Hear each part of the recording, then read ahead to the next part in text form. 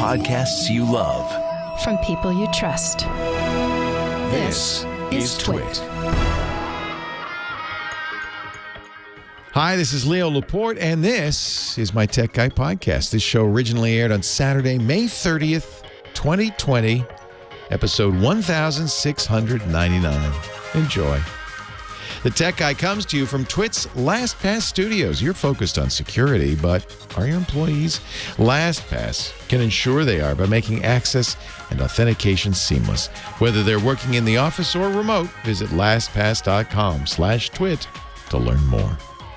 This episode of The Tech Guy brought to you by Masterclass, online classes taught by the world's greatest minds. Get unlimited access to every Masterclass, and as a listener, you'll get 15% off the annual all-access pass. Go to masterclass.com/twit. And by Epson.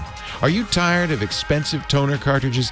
Meet the Epson EcoTank Pro. It's cartridge-free, so you can print thousands of pages. Designed for high-volume, heavy-duty printing, add the Epson EcoTank Pro to your online shopping list at Best Buy, Office Depot, Office Max, Staples, and at epson.com/EcoTankProLeo.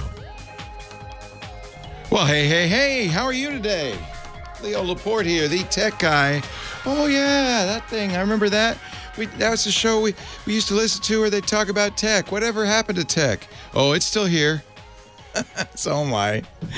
8888 Ask Leo. That's the phone number. 888-827-5536. Toll free from anywhere in the U.S. or Canada. Love to hear from you if you want to talk about tech, anything going on in your world, any issues you have, something you're excited about. Doesn't always have to be a problem. But it can be if you want. 8888 Ask Leo. That's my phone number. Are you watching the launch? I shouldn't, first rule of radio, never talk about competing content. But in about an hour and a half, a little less, we're going to have the first manned space launch in since 2011, 9 years. Since the shuttle Atlantis. That was the last one. Now we're going back in space. The Dragon. And then this time it's what's interesting, it's NASA, yeah, but it's a vehicle, a launch vehicle developed, created by a private space entity, commercial space. That's a big difference. In this case, Elon Musk's SpaceX. And you could tell there's a little Elon. There's a little bit of Elon in this launch. Elon Musk, who is also, besides SpaceX, which he founded in, I think, 2002, and its stated goal is not to, supply food to this space station. That's just an interim goal. Its stated mission, its long-term goal, is to put a man on Mars, or woman, on Mars. Elon has this, Elon's a character, isn't he? He's very committed to this notion that we gotta get out of here. Some people, will say, oh, you know what would be good? To fix the planet, so that we can stay here. But Elon says, no, let's not fix it. Let's just get out of here. Let's go. Let's evacuate. And it starts with a mission to Mars. So that's what SpaceX's goal is. And, they're pretty far along. Here we are with a manned mission in the Dragon vehicle. You also know there's a little Elon in this because there's some things about it that are very Elon. For instance, the Dragon has LiDAR. LiDAR is they even call it autonomous docking, like the Tesla. It will, that's good. It will dock itself. And if there is an online simulator from NASA and SpaceX for the docking simulator.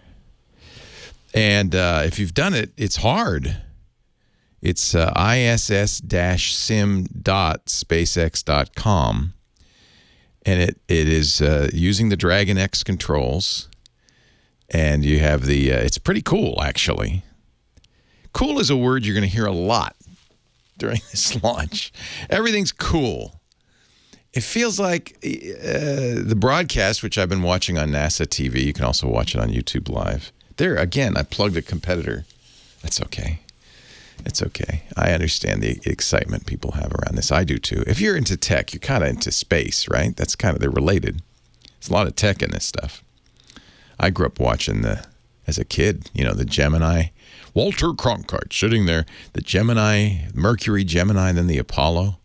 As man goes to the moon. I'll never forget it. That was a developmentally important part of my life. So it's exciting to watch. I had the TV on this morning, hours before. They do a big, long broadcast. The other bit of Elon is, and this is NASA, modern NASA too understands that a lot of what NASA does these days is marketing. A lot of it is about winning the hearts and minds of the American public because, there are people who will say, oh, we shouldn't be spending all this money on manned space missions and all that stuff. I think we should. It's a small fraction of the federal budget. Other countries are doing it, China and Russia. And I think it's important that we be doing it. It's for pure research, but also just for the inspirational excitement of it. It's good for us to have something to look up to, especially these days when down here on planet Earth it seems like the whole world is melting. It's nice to think about something else, right? Something more positive. So he's got the LiDAR. It looks like it was designed, it looks like it's a movie, which I think is a kind of a mistake. It might be better to look a little more utilitarian, only because there are a small, tiny percentage of people who think the whole thing is fake and the moon landing was faked and it was all shot in a Hollywood stage. This really looks Hollywood. It does. The NASA, the crew, the capsule crew, they look like ninjas. They're dressed in black with big numbers on their back. And, of course, they're wearing masks, as we should be, to protect the astronauts. Astronauts aren't wearing masks. They've been in quarantine for weeks. So they're safe. But you don't want to infect them. You don't want to take COVID-19 to the space station. That would be bad. That would be a bad outcome. So they're all wearing masks. And they're in black. Remember in the old days in the Walter Cronkite era, everybody's dressed in white, clean suits, right?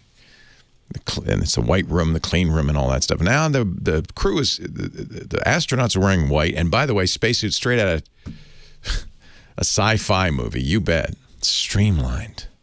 They got iPads strapped to their knees. It's cool looking, And the ninjas that are getting them into the capsule are all in black. The capsule itself, it's smooth lines. And then the seats, this is very, very Tesla. The seats, they put them in the seats, they strap them in, and then the seats rotate up to get them in position.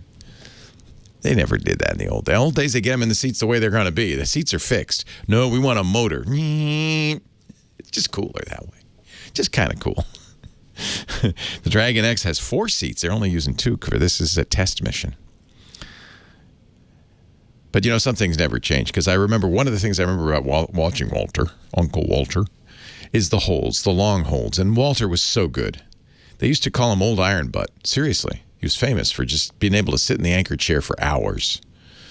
Well, we're 3 hours into the hold on Apollo 4 and he's got, nowadays they got graphics, it's such a different experience. They got satellites, they got people all over and in interviews. They're even checking the Twitter feed and the Instagram feed. Okay, I could do without the picture of the cats in the space rockets and but hey, it's NASA. We gotta promote. We gotta be where the kids are. Gotta get the kids.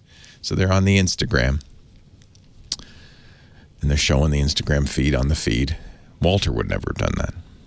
Walter would never say, this is really cool. No, he didn't have to. He looked and he'd go, well, you could tell this is cool, isn't it? But he wouldn't say it was cool.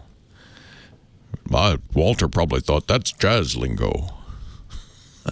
I'm not going to use jazz lingo on a news broadcast. But I do remember him sitting there for hours waiting on these long holds as the astronauts sit there. I don't think they do holds anymore. I don't know. I think they called it Wednesday. They tried to launch too, and the weather stopped it. They said it's an instantaneous window. They launch or not. There's no waiting. It's either now or never. Now they're going to try it again in about an hour and a half, 15 minutes. So it's pretty exciting, It's pretty darned exciting. I'm happy they're doing it. That's tech, isn't it? Whew.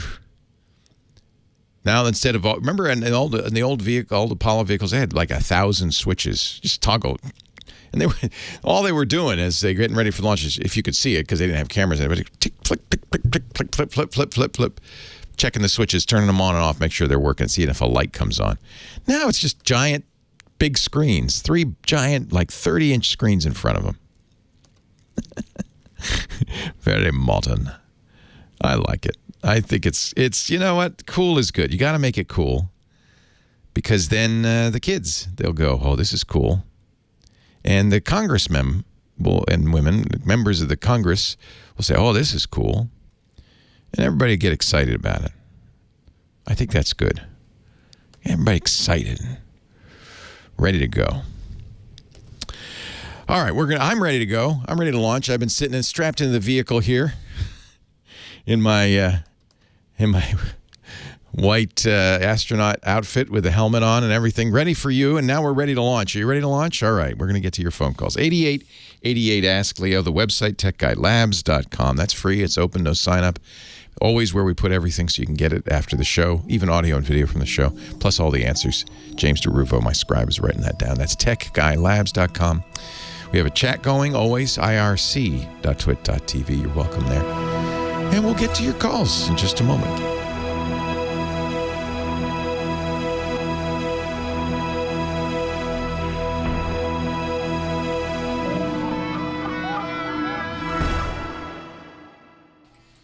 It's a miracle. You know, the miracle is you, Kim Shaffer, the unbreakable Kimmy Shaffer, our phone angel. Kimmy, don't take no Shaffer. Hello, Kimmy. Good morning. Good How morning. Are you interested in space? I've got the stream going. I was looking forward to it firing off on Wednesday, but that didn't happen. Yeah, you watched that too? Yes, so did we. Yeah. It's funny. It's exciting. It's nice. Especially we're going through such a tough time now. That makes me a little worried. I know. It's nice to look to the stars I when want to have something positive happen after this week. But I know. What a terrible, awful, no good, very bad week it has been. I almost said a word I wasn't supposed to say. Don't say bad words. You know, you can get in trouble. It almost flew out of my mouth. No. What a week. So, but we're taking calls, 8888 Ask Leo. And people still have tech problems. Oh, they never go away. That's the secret of my success. People are constantly suffering. Yeah. And I'm here to heal. Yes, you are. If I can. Who should I heal first? How about Martin in Palmdale, California? Thank you, Kim. Hello, Martin. Leo Laporte, the tech guy. Good morning, Leo. Morning. Nice talking to you again. Nice to talk to you. What's up? Well, let me give you a little background. My company, we are a commercial real estate association, and we provide contract leases to all our members and our users of our software. Yeah. And we do occasionally have seminars that we charge people as we explain how the languages work on the contracts and things like that. But because it's a current situation, we're trying to post videos that people can purchase that, but not allow them to share over with anybody else. Is there any suggestion, Leo? Yeah, that's the problem. And one of the reasons, I considered very early on, we do podcasts, kind of some sort of paywall. That's what you call this. So that you have to pay to access. And the reason we never did it is exactly this, especially because, we're advertising to technically savvy people. They're going to immediately share those. And, you can make it harder, but it's impossible to stop. And I'll tell you why.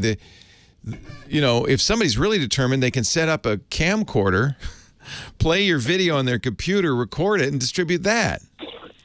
Right? You can't stop that. There's no technological means to stop that. You could sue them, I guess, but trust me, and I think anybody's ever gone to court over anything knows this is the last thing you want to do.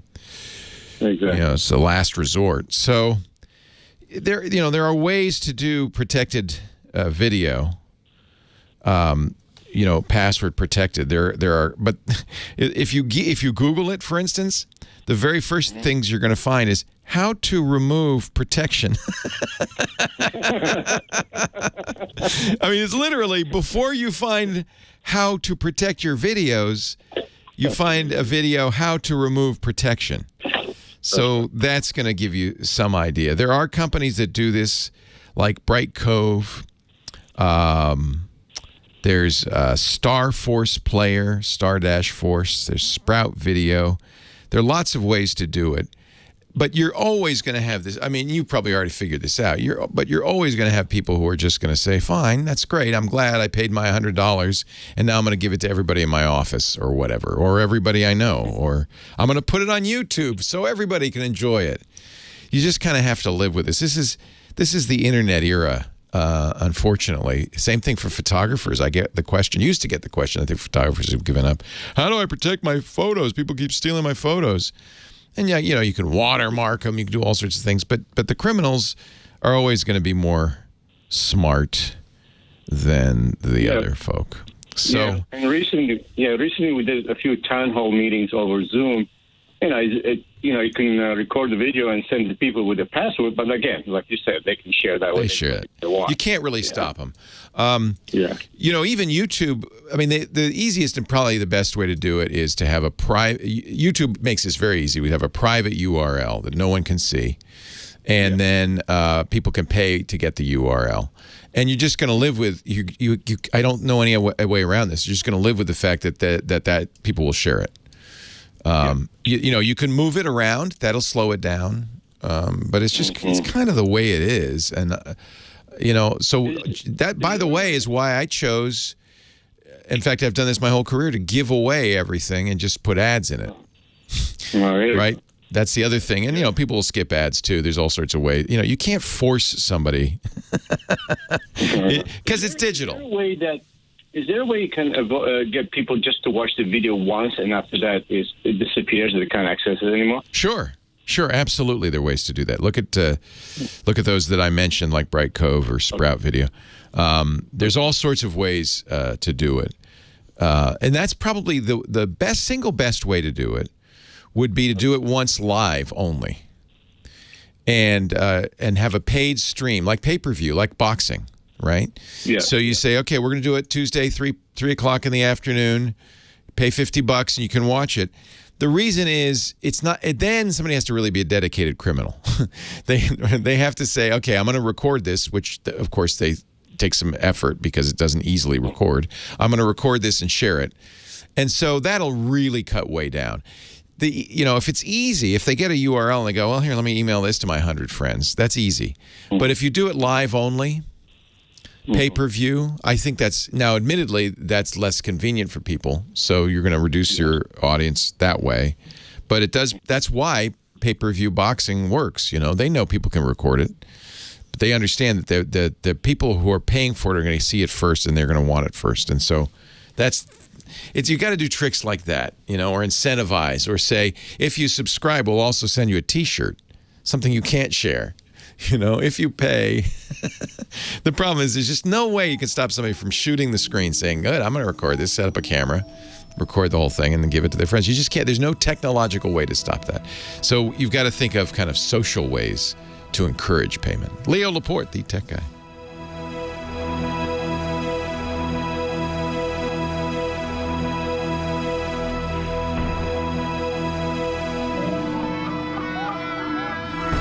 Well, remember, that's what Dig did.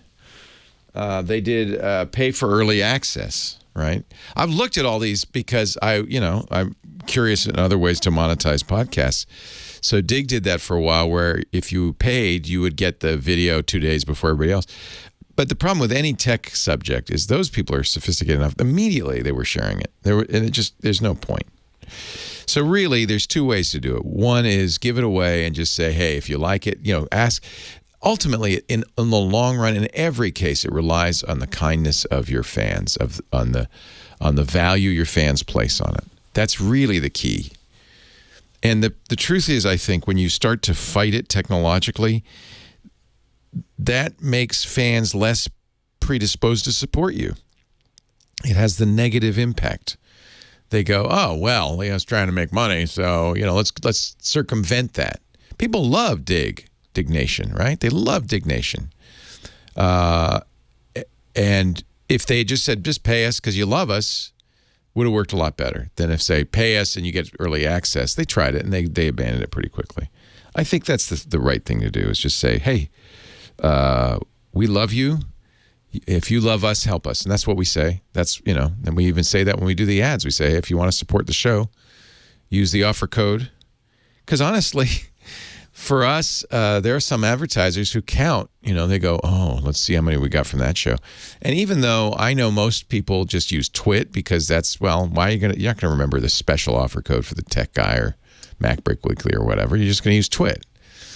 And that usually works. But then we have, honestly, God, we have advertisers who go, well, all the offer codes were from the TWIT show, from This Week in Tech. And we say, you didn't even have an ad on This Week in Tech. They go, well, I don't understand. So you just can't win. It's time for Scott Wilkinson, home theater guru. Hello, Scott. How are you? Hey, Leo. Doing good. How about you? I am well.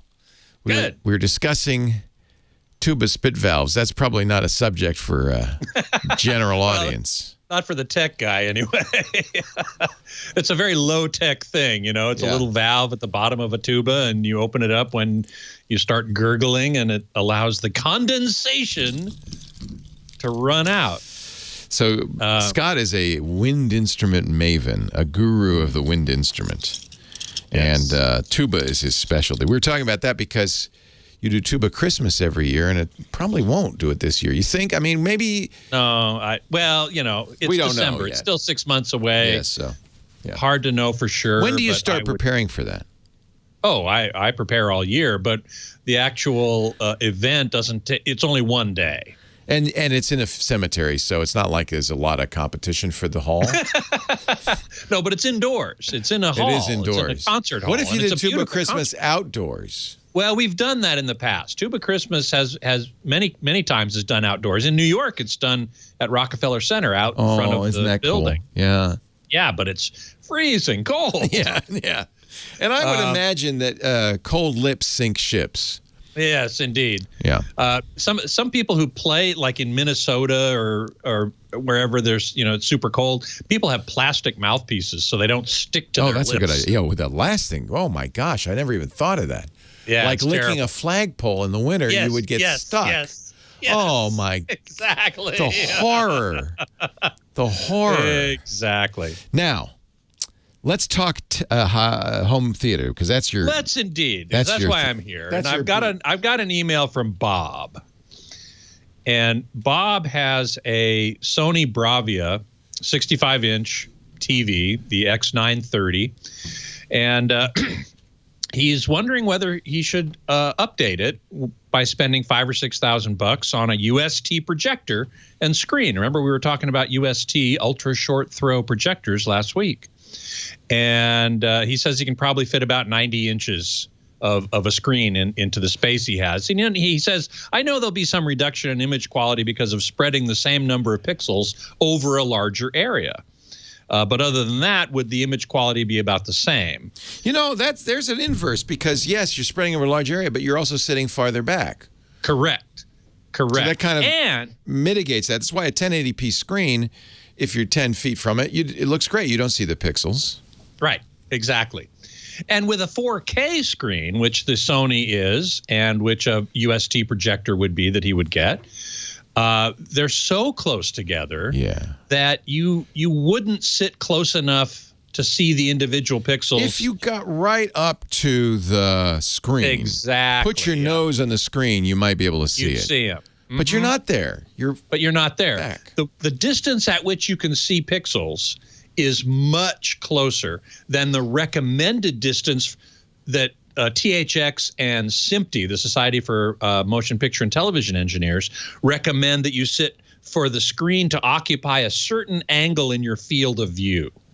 Because if you sit too close, you're craning your head and moving back and forth to see the whole screen. You can't grab it all in one image in your field of view. So these professional organizations recommend that you sit a certain distance based on the screen size so that you can see the whole thing in one view, if you will. And that is farther back for 4K in particular than you can see individual pixels or even see as much detail as is on the screen. This is why it's an issue with these VR headsets, because your eyes are 2 inches away or less. Yeah, or less. From the screen. 1 inch. So I've even never seen, you can always see the pixels, right? I've never seen a VR headset where I couldn't see the pixels. Right.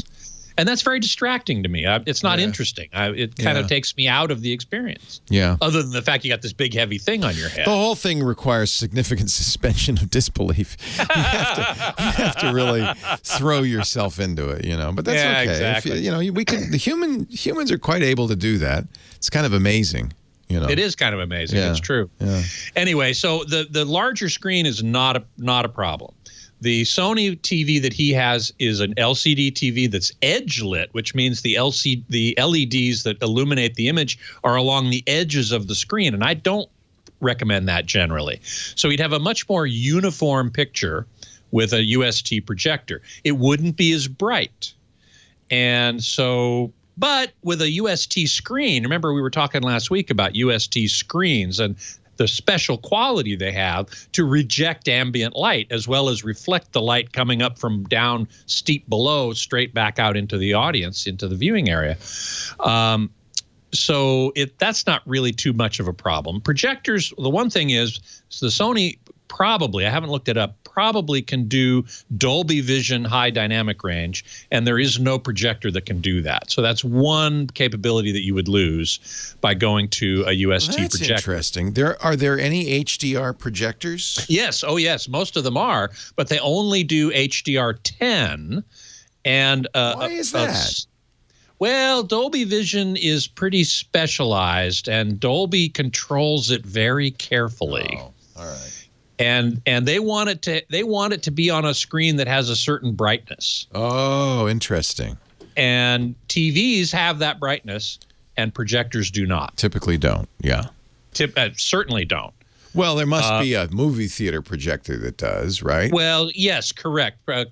Commercial cinema projector, the Dolby Cinema projector, is designed specifically for that. And it's not as bright as a high dynamic range TV. In a Dolby Cinema, you only get 100 nits roughly, whereas a high dynamic range TV will be 1,000 nits. But the Dolby Cinema projector is specially designed to do Dolby Vision. Right. And projectors are less. But they're 30,000, 50,000, 100,000. Oh, 100,000. Yeah. Six figures, easy. Yeah. And there's two of them. That's the other interesting part. With a Dolby Cinema, you have two laser projectors. Wow.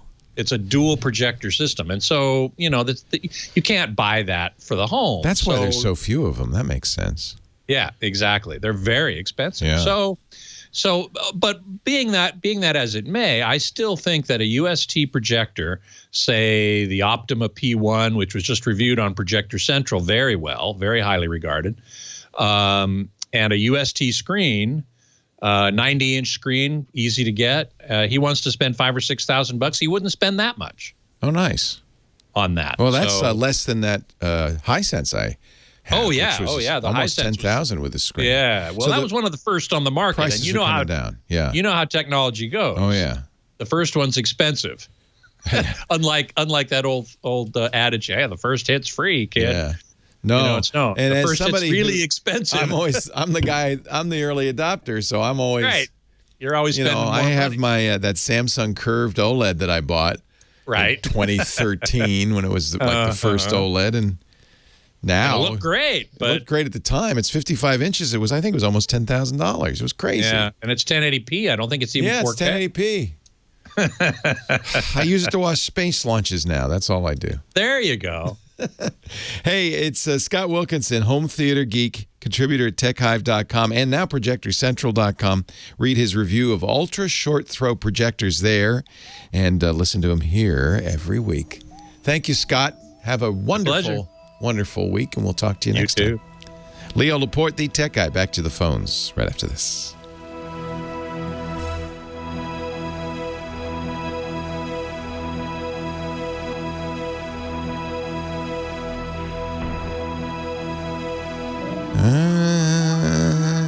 Now it's all yours, my friend. Thank you so very much. So, hey, everybody. Nice to see you all. Let's see. I thought I saw this. Thank you very much, Tech Dino. I appreciate that. I didn't even get to Bob's second part of his question. I may save that till next week. Although I've got a review coming up in Tech Hive next week that I might want to highlight. So maybe I'll save this for when I don't have another topic to cover. He was asking about audio, video, preamp processors. He has a Lexicon, which is one of the most highly regarded that's ever been built. But it's, 6 or 7 years old. The battery's dead, the backup battery. So, he wants to replace it. And I've got some recommendations. So, but I'm going to save that for another time. Hey, Loquacious. Always great to see you. Let's see, Mick, maybe you need a 4-inch cardboard honeycomb spacer for your VR headset. Just trying to help a brother out. Thank you. I would, yes, I suppose that would help. But then the screen would be too far away for what it's designed for. One aspect of VR headsets is the field of view, the FOV. And one of the things about VR headsets that companies that make them tout is their wide FOV. And if you were to put it 4 inches out in front of you, it would be much less. The field of view would be much, much less. And so it would impact the level of immersion that you feel. You would also not see the pixels. So, you're trading one evil for another, which is the lesser of the two evils. That would be an individual thing. So let's see. Oh, MacBookie owns the Optima P1. It's excellent.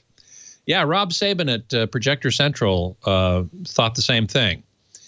He found it to be excellent. So, MacBookie, what screen are you using? That's another good question. I think the Optima is in the $3,500 range. I'm pretty sure that's roughly where it is. And for a 90-inch screen, you'd spend less than $1,000 probably.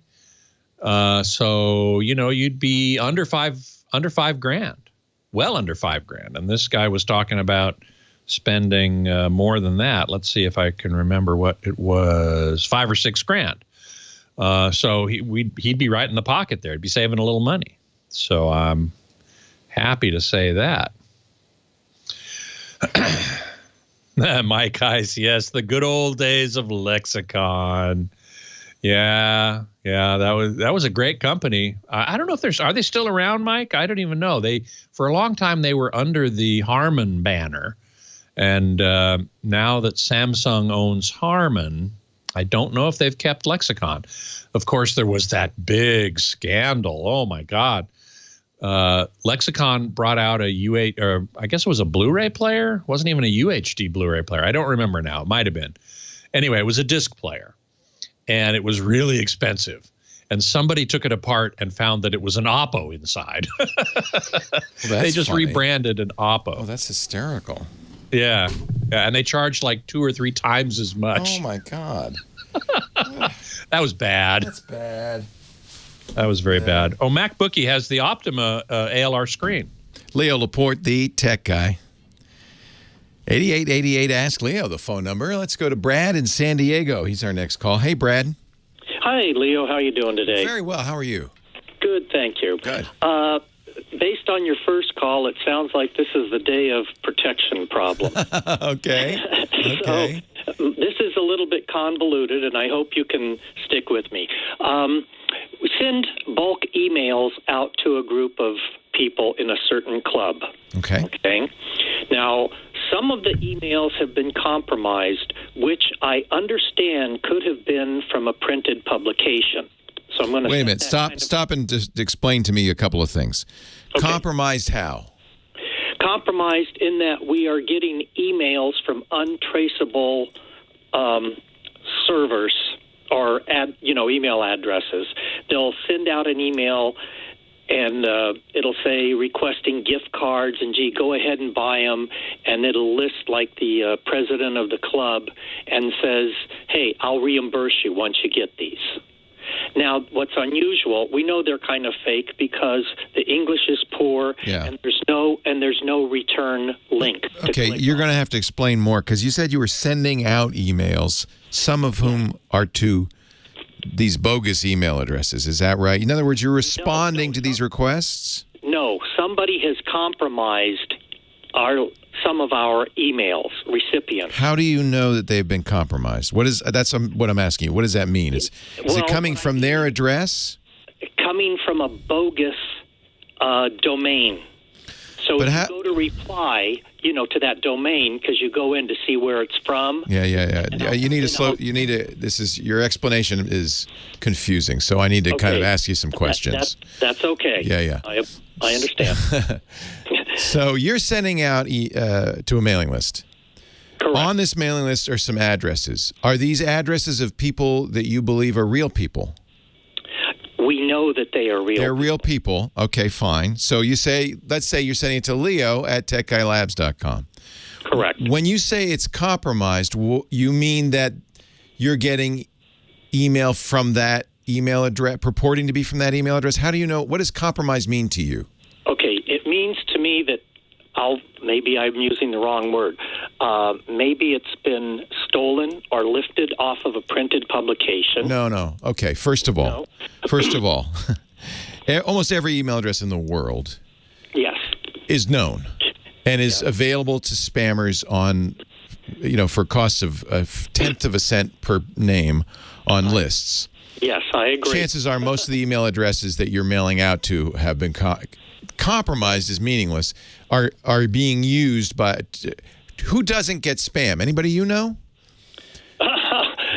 Maybe you don't. No, everybody gets spam. I get a lot of it. Everybody does. Oh, yeah. So if you get spam, then your email address has been compromised in the sense that it's known to spammers. Correct. And the email return address from a spam email is meaningless. Right. You know that. They're never going to give a real address because then we just arrest them. Right.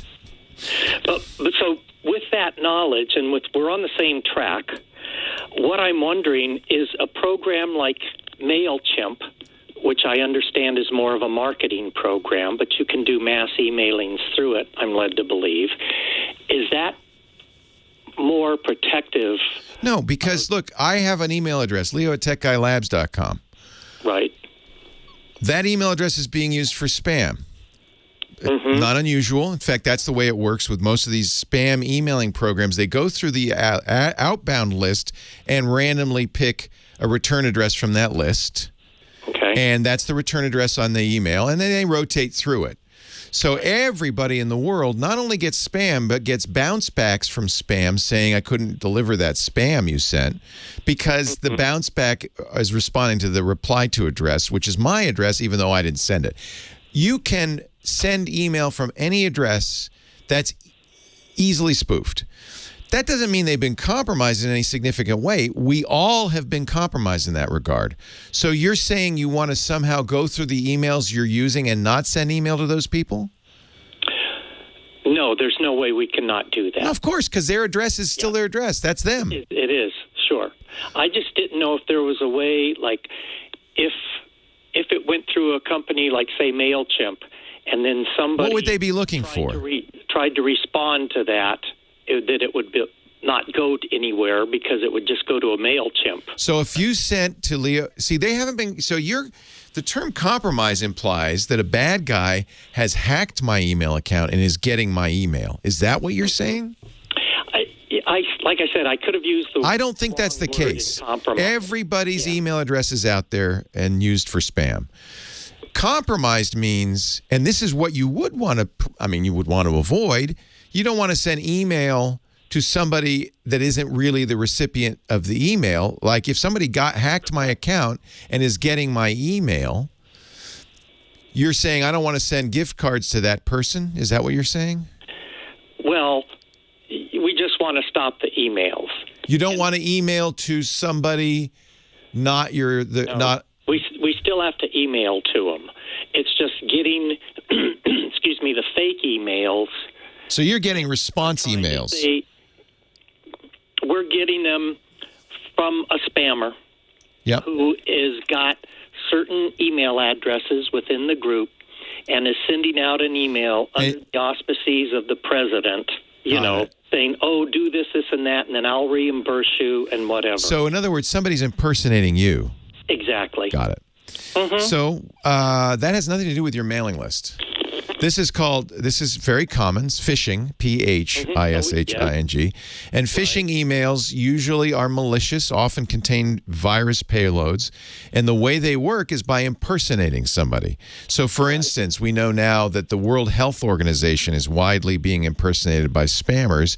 You'll get an email that says, this is the president of the World Health Organization, and we'd like to send you, or more likely, we've attached a PDF containing information on how not to get sick, but it's not really a PDF from the World Health Organization. It's a virus. Right. So it's a virus itself. So there's nothing the World Health Organization can do to stop that. Zero.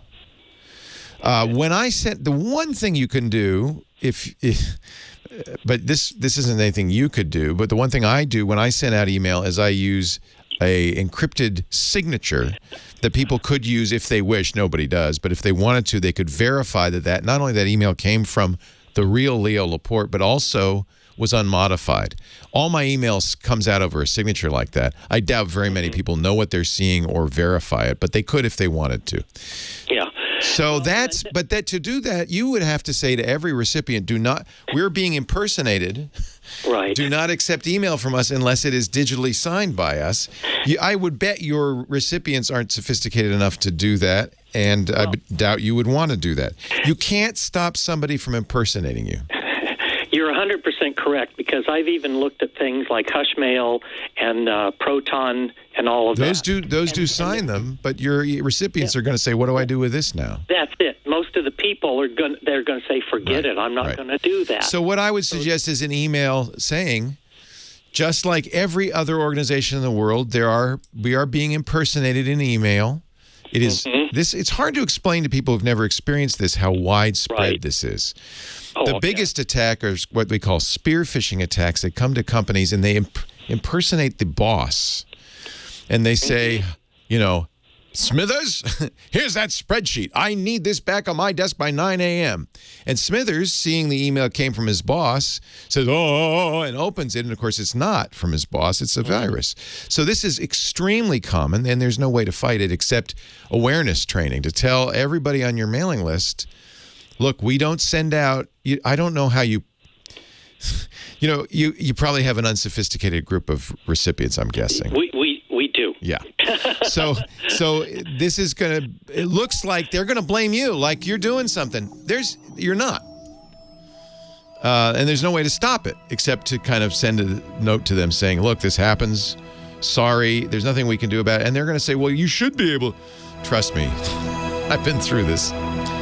So – sorry, I had to take that break. So it's a really good question.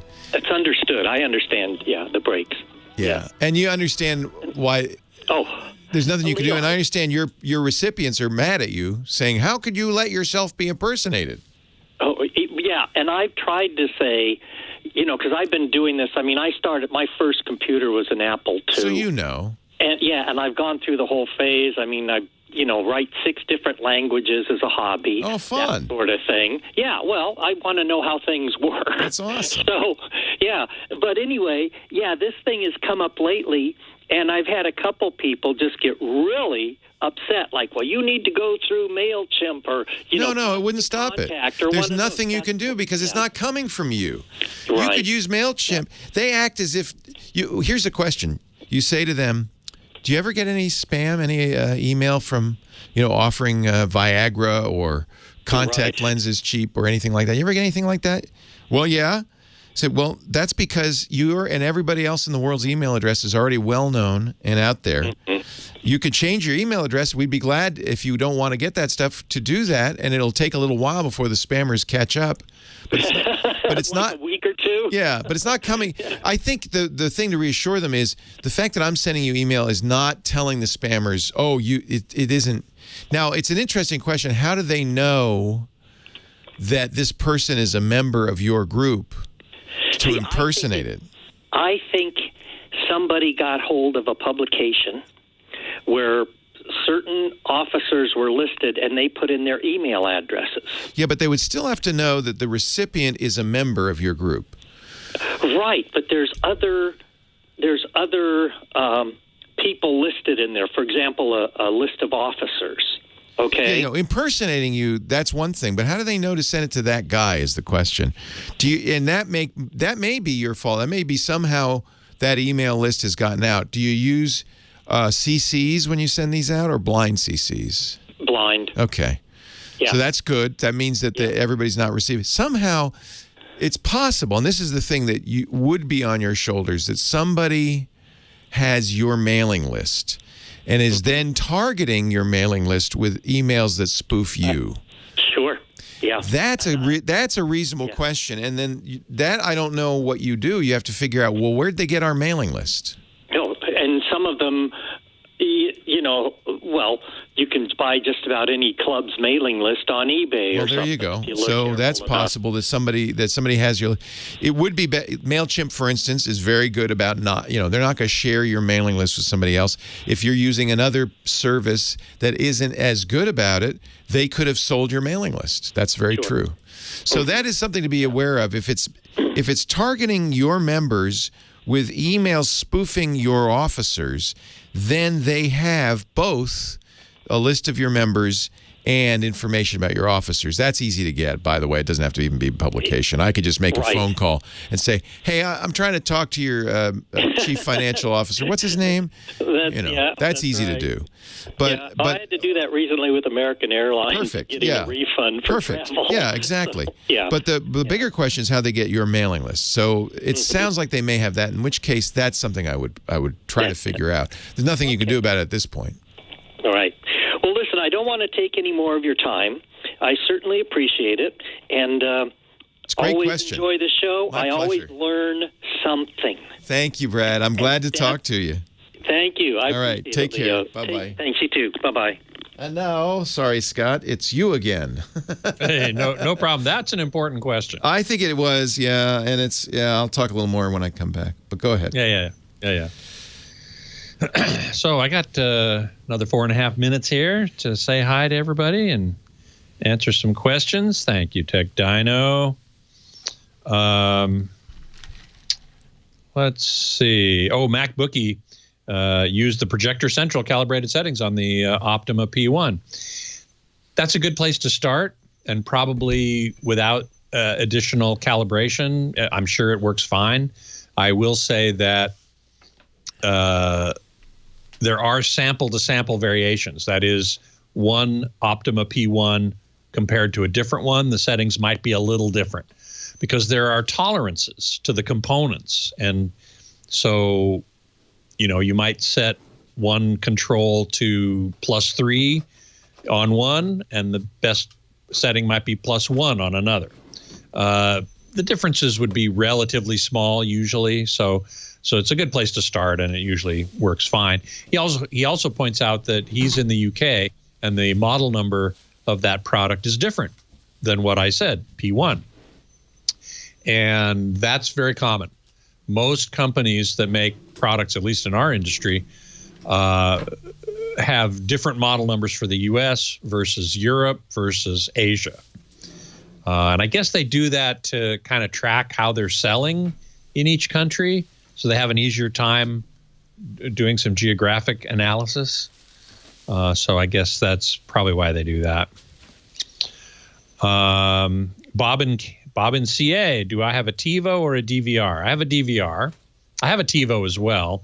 I don't really use it much, but I have Dish Satellite, and I have a DVR on that. MacBookie says projector looks good. Have the projector in my bedroom. Wow, 100-inch screen in your bedroom. That's pretty good. I'm sure you are enjoying it tremendously. It's a great solution. It's just not as bright, and if you don't need bright, then you're good. And I think TVs these days are pretty bright.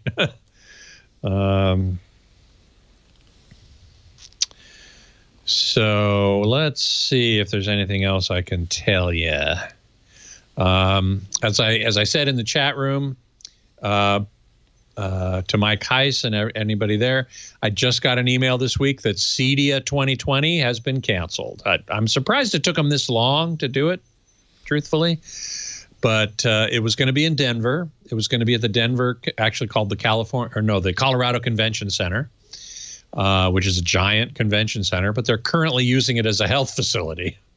So CEDIA could not happen there. So it's not going to happen at all. It's going to be virtual, like so many other things. And my good friend Mike Heiss is going to be doing virtual courses. He's a teacher there, and he does classes at CEDIA. He's going to be doing them online this year. Next year, 2021, they have it set up for Indianapolis, which is the home city of CEDIA. CEDIA, for those of you who don't know, stands for Custom Electronics Design and Installation Association. So it's for custom home building, custom home theaters, which is the part I cover. But they also have other stuff, security systems, centralized vacuum systems, heating and air conditioning and ventilation, HVAC. So anything to do with custom home building is at CEDIA. Custom home building and electronics, I should say. And a large part of that is home theater or audio video systems anyway. You have a lot of things, distributed video and audio around the house. So that's going to not be happening this year live. I wasn't planning to go anyway, to tell you the truth. There you go. Thank you, Scott. Stay well. You too. And I'll talk to you next week. You bet. All right. Take care. Well, hey, how are you today? Leo Laporte here, the tech guy. Time to talk computers, the internet, home theater, digital photography, smartphones, smartwatches, space lunches. 8888 Ask Leo is the phone number. 888-827-5536. Toll free from anywhere in the U.S. or Canada. Let me just go a little farther in our conversation. I was talking with Gary about his mailing list. I think it took me a while to conceptually understand what the issue was. So I'll see if I can explain it. He has an organization that has a mailing list. He sends out to his mailing list, his members, emails. From time to time, those same members will get emails purporting to be from Gary and the crew, from some officer of the organization, offering them something, trying to scam them, basically. Those are obviously phony emails. Gary didn't send them. His officers didn't send them. But here's the issue. Whoever did send them, it's possible, seems to be, has his mailing list. And that's the issue. If I can, let's say I'm Mr. Hacker Man, Mr. Bad Guy. If I can get your mailing list of an organization, I can easily suss out who the officers in the organization are. If I can get a sample email from you, for instance, I can spoof it. I can duplicate it. I can get now I've got your logo, I've got your letterhead, I got everything. It's easy for me to make an email that looks exactly like the email you just sent, except with one exception. It's a spurious offer that perhaps is attempting to take advantage of the members. The members, they look at it, and some of them are less sophisticated, might fall for it. Maybe even if they are sophisticated, they might fall for it. That's called a spear phishing attack, a targeted phishing attack. After I talked to him a little more off the air, I think I gathered that that's the issue, is that more than one of his members has been getting an email like this. That means somehow, Mr. Bad Guy Leo here, I got your email list. There are lots of ways that could happen. Here's the most concerning way, and not an unlikely scenario. How big is your mailing list? 100, 200, 500, 1,000? I would guess that maybe 0.1% of people out there has been compromised in some way. 1 in 1,000. If your mailing list has 1,000 people in it, I think there's a fairly good chance one of them has been compromised. Not you. They have been compromised. Somebody got their email password. In fact, this is not at all unusual. If I wanted to get email passwords, I would maybe go to a coffee shop and watch for passwords to float through the air. Or there's lots of ways to try to get somebody's email password. That, by the way, is the most valuable thing a bad guy can get. Because once I have your email password, how often do you change that? Very rarely, right?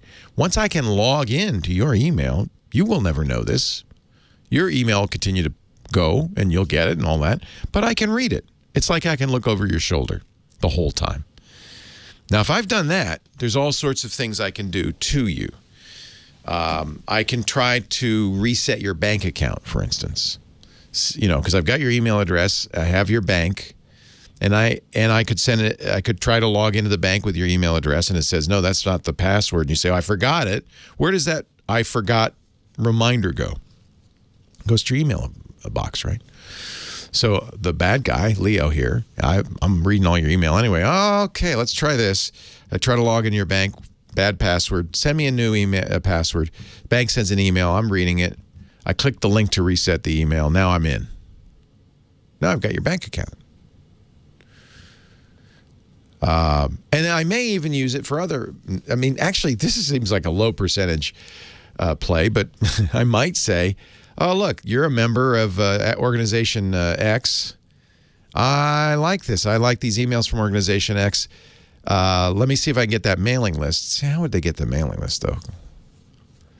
I asked Gary, I said, you're using blind CC, BCC, not CC, to send the mails out? Yes.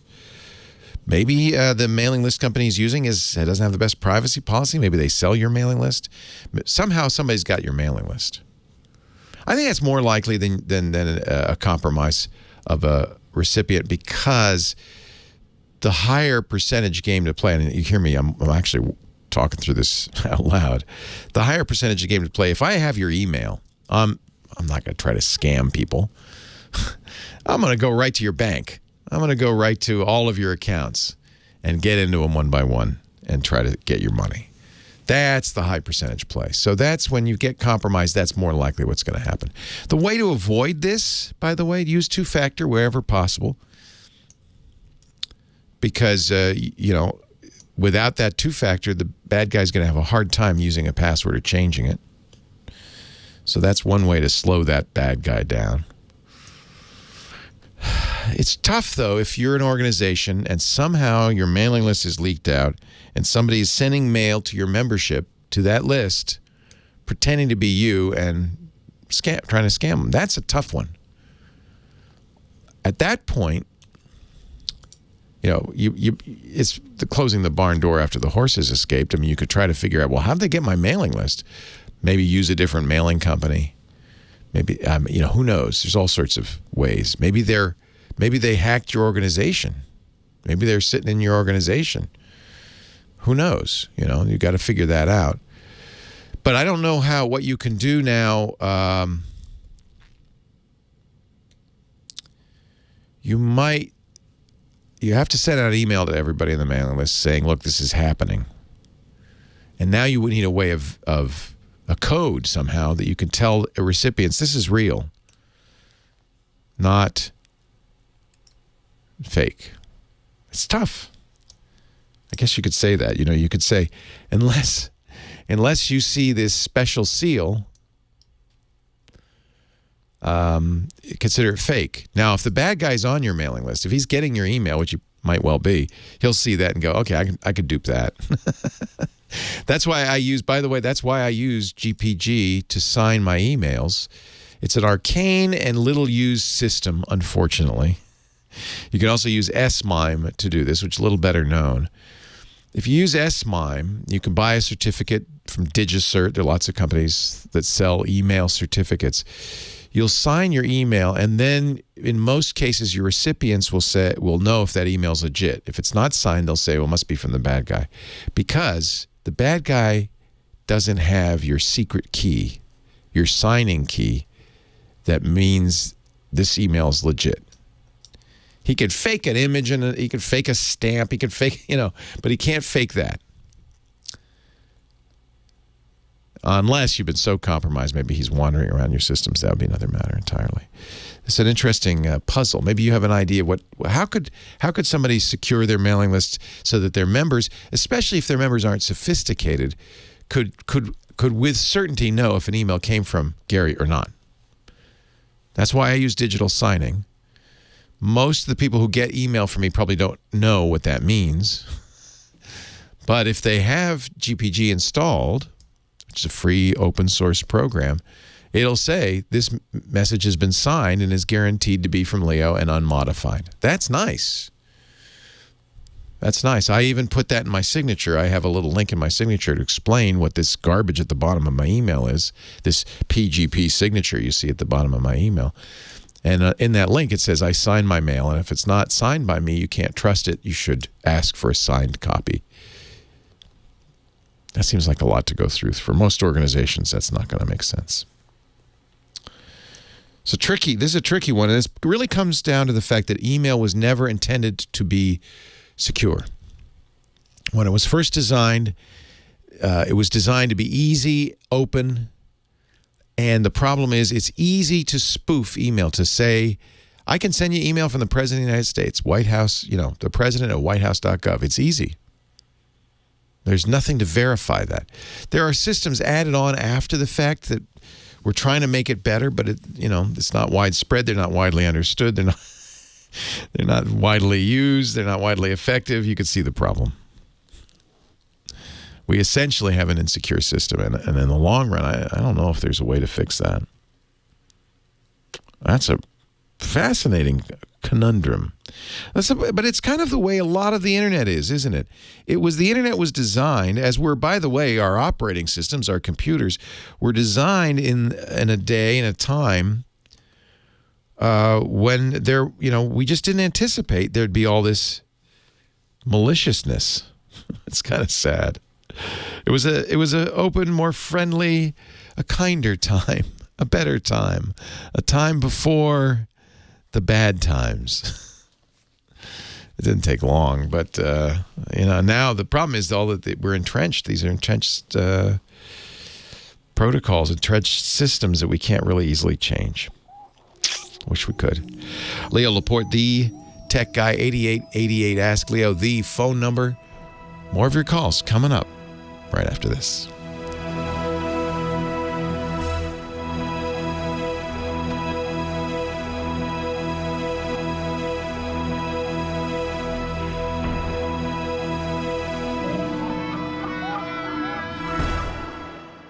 Hey, our show today brought to you by Masterclass. I don't know how this company, it's mind-boggling. It's mind-boggling. You are learning, and what a good time to be doing this. If you got a little free time as you're sheltering in place, Masterclass lets you learn from the best. You get exclusive access to online classes taught by some of the most impressive people in the world. Masters of their craft with over 75 different instructors across many categories. I first started watching, I've been a Masterclass subscriber for a couple of years. My friend Steve Martin started doing a class on comedy. I'm still not funny, but I sure enjoyed watching Steve's lessons. Annie Leibovitz, the great photographer, teaching you her techniques of portrait photography. I mean, these are the best in the business. Wolfgang Puck teaching you how to cook. You can learn Mexican cooking from Gabriela Camara. Oh, my God, I love that. That is the best class. The Art of Negotiation with Chris Voss. How about Learn How to Garden with Ron Finley? And what I love about this, these are all beautifully shot. They're really crafted beautifully. These are not, dumb old YouTube videos. They are very specific. They show you how to execute a technique. They give you insights from the masters. And by the way, I think the things you learn from these can be translated across many fields and many disciplines. I don't think, I'm not going to be a stand-up comic, but I think some of the insights I got from Steve Martin help me in my life day in, day out. There is literally something for everyone. In fact, I went to my son, Henry, because I thought, boy, as a young person getting started in life, It would be so great if he, would take some of these classes. He wants to cook, and there's some of the best cooks in the world, the best chefs in the world are teaching at Masterclass.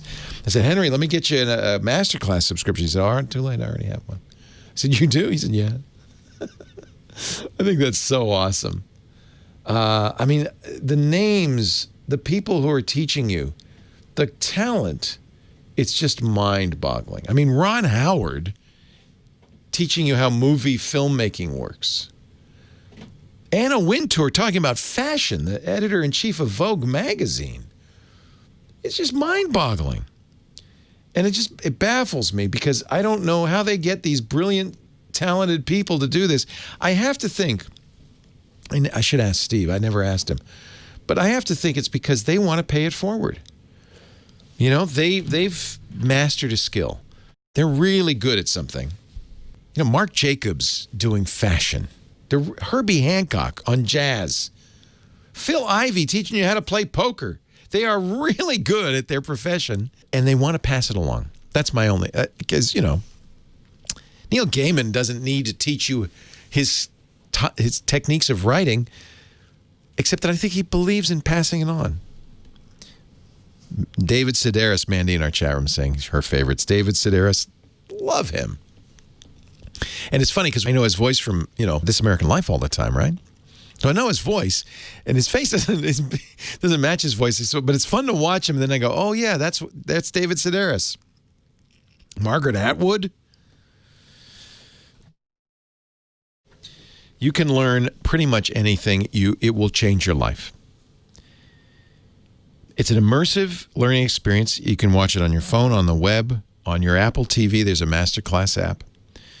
Classes on every topic under the sun, taught by literally the best-known names in the field.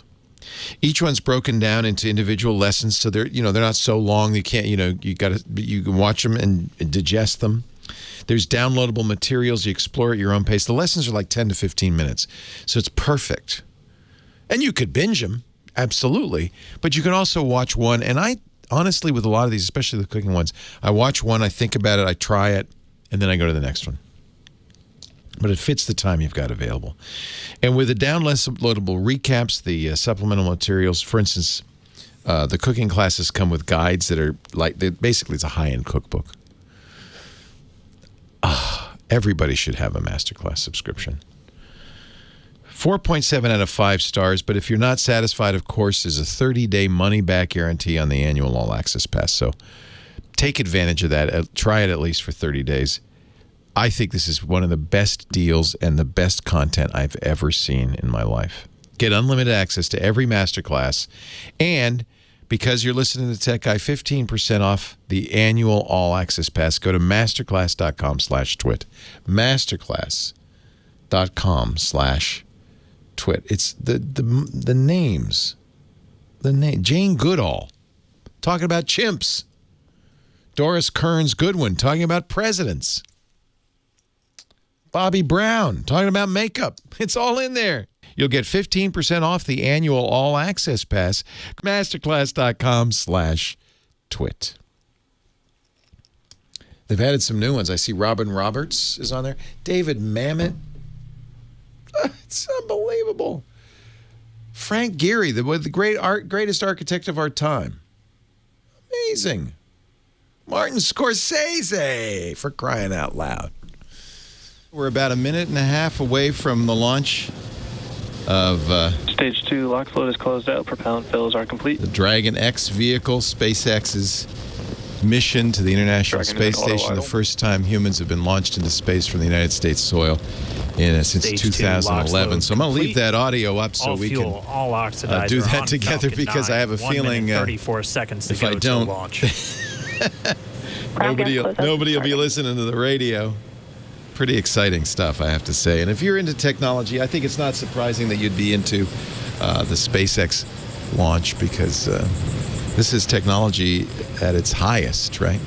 I always talk about the fact that technology is an expression of science. It really comes down to science and the scientific method, which was essentially discovered and perfected several hundred years ago Falcon in the 9 Enlightenment. startup.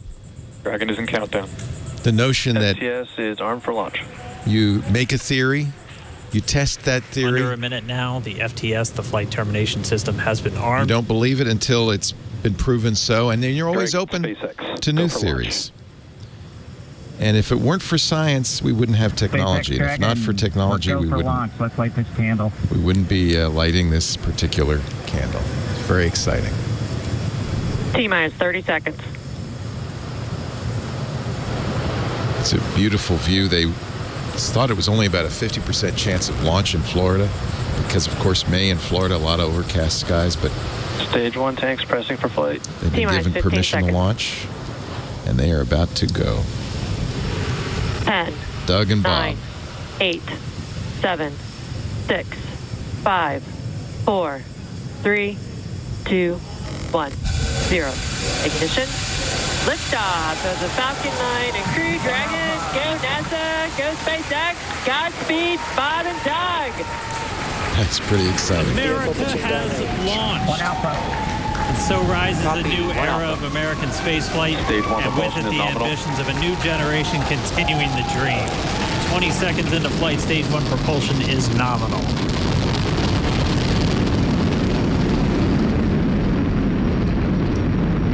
T plus 30 seconds into this historic mission.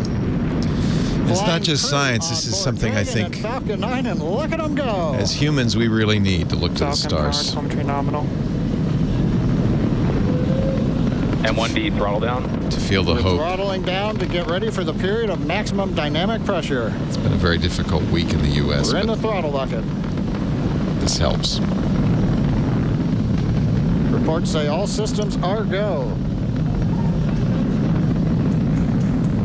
Vehicle is supersonic.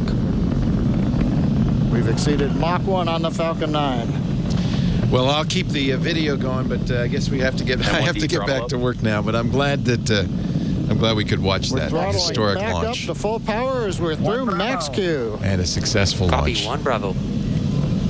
First time in 9 years. We heard that 1 Bravo call out. That's just the second abort zone that they're in. They'll continue to be on this until the first stage has done its and job. it looks a little like a Switch over to Tesla the second. with those At this big point, screens. Bob and Doug pulling about 2.3 Gs, 2.3 times the Earth's gravity, already moving at over 1,500 miles per hour.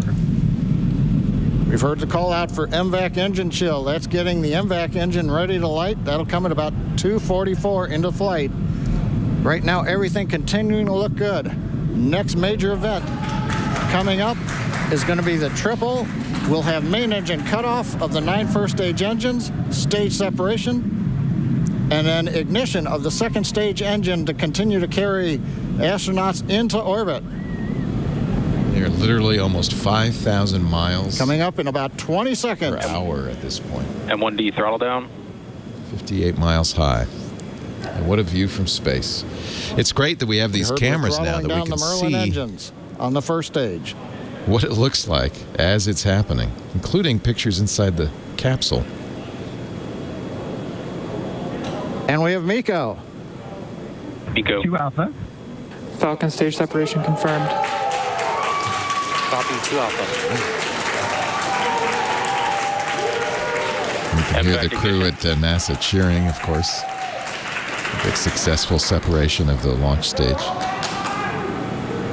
All right, we have stage separation confirmed. The first stage beginning its flight back. The second stage, being powered by that single Merlin 1D vacuum engine, has ignited and is now carrying Bob and Doug into orbit. So quickly they get up there. So fast, almost 7,000 miles an hour now. Isn't that exciting? And I have to say, this is the first launch that really looks like a 21st century launch. They really made it beautiful. Beautiful craft, great visuals, big screens in front of the astronauts, Doug and Bob. Those look like 27, 30-inch screens in front of them. There's 3 of them. It makes a lot of sense, really. It's so clean and so high quality. It's so professional. It probably lends some ammunition to the people who say, oh, they're faking it. It's just too good. It couldn't possibly be that good. But you know what? They're not. And it's real. And it's probably the height of technology, and that's what we talk about.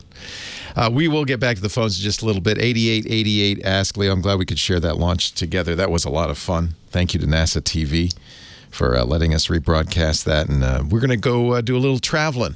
Not quite into space. Probably not even until another country. But we're going to go a little traveling with our traveling man, Johnny Jett. He's here. Boy, this is real travel. Travel into space. We'll be talking with Johnny in just a little bit, and then we will get back to talking tech. 8888 Ask Leo. Leo Laporte, the tech guy. Light, Bob and Doug flying at more than 5,600 miles Dragon per hour. SpaceX nominal trajectory.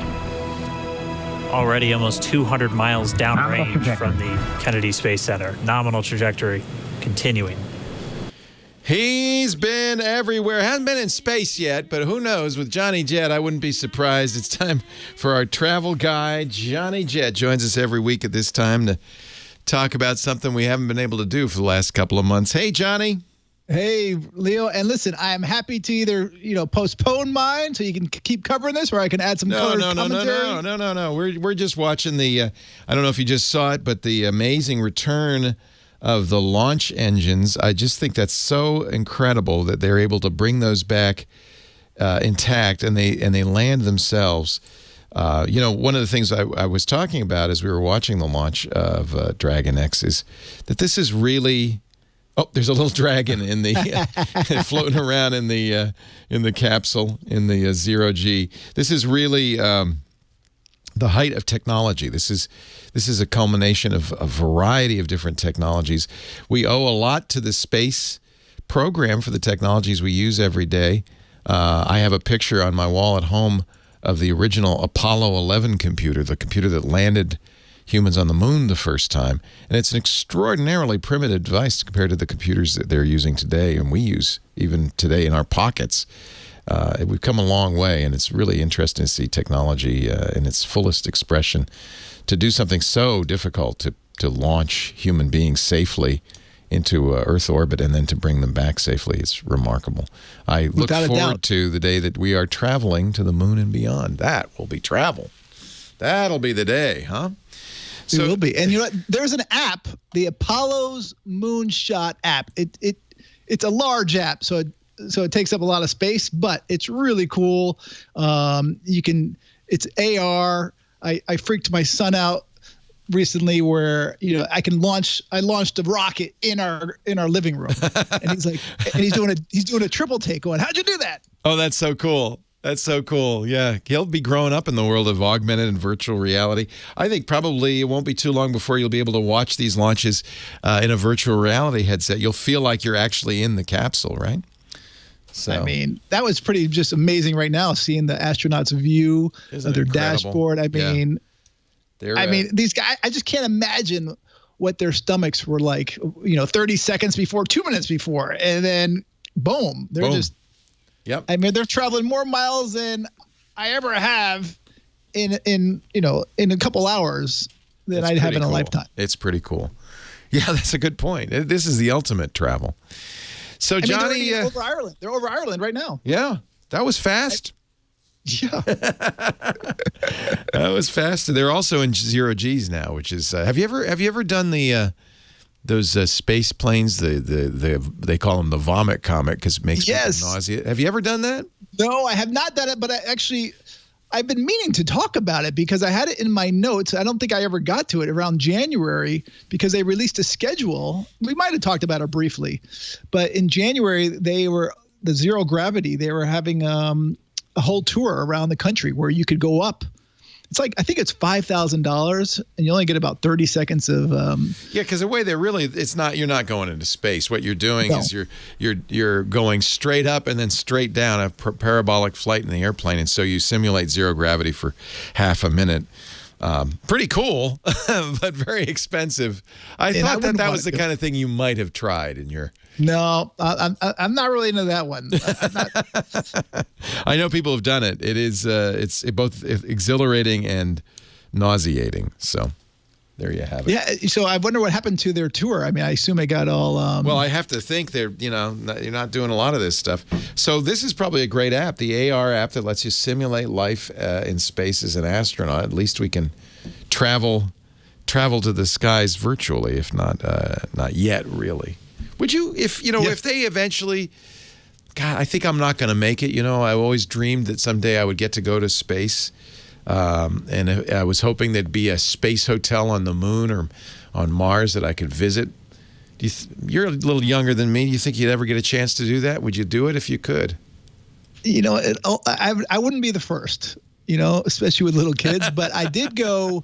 I was at the spaceport in New Mexico when they did their first launch with Richard Branson. I was filming a Travel Channel TV show. This is 2011, and I got to get close to the rocket. I didn't get to go inside it. They wouldn't let anyone inside it, but I interviewed Richard right outside of it, and I met the astronauts. And just the whole spaceport was just incredible. It's out in the middle of nowhere, and just the whole thing was remarkable. And just to see that thing take off. Well, the other thing that's really interesting to me about this is a huge success for SpaceX, for Elon Musk's SpaceX, and for civilian flight. Commercial flight. To be the last launch was a NASA launch. This is, of course, with the help of NASA from a NASA space pad and everything, the launch pad. But it's still a SpaceX endeavor. Now the astronauts are removing their helmets. They are in zero G, and they are in an environmentally controlled capsule, which is, by the way, pristine. Look how clean that capsule is. That is a clean capsule. Boy, it looks like it's molded plastic too. It's so different from the Apollo and even space shuttle cabins, which were laden with gear and dials and switches and so forth. Look at the big curved screens all of the professionals at NASA have. And really, this doesn't even look like the NASA, the Houston Space Center, because it's modern. It's high tech. These are computer screens. It's pretty amazing. Have you done the tour of the? No, we talked about that because they've renovated it, right? And they made it look exactly as it did during Apollo 11, which is pretty cool. I'd love to see that. And I did it a few months ago. Actually, it was last August. Right. I visited. I had an astronaut give me a tour.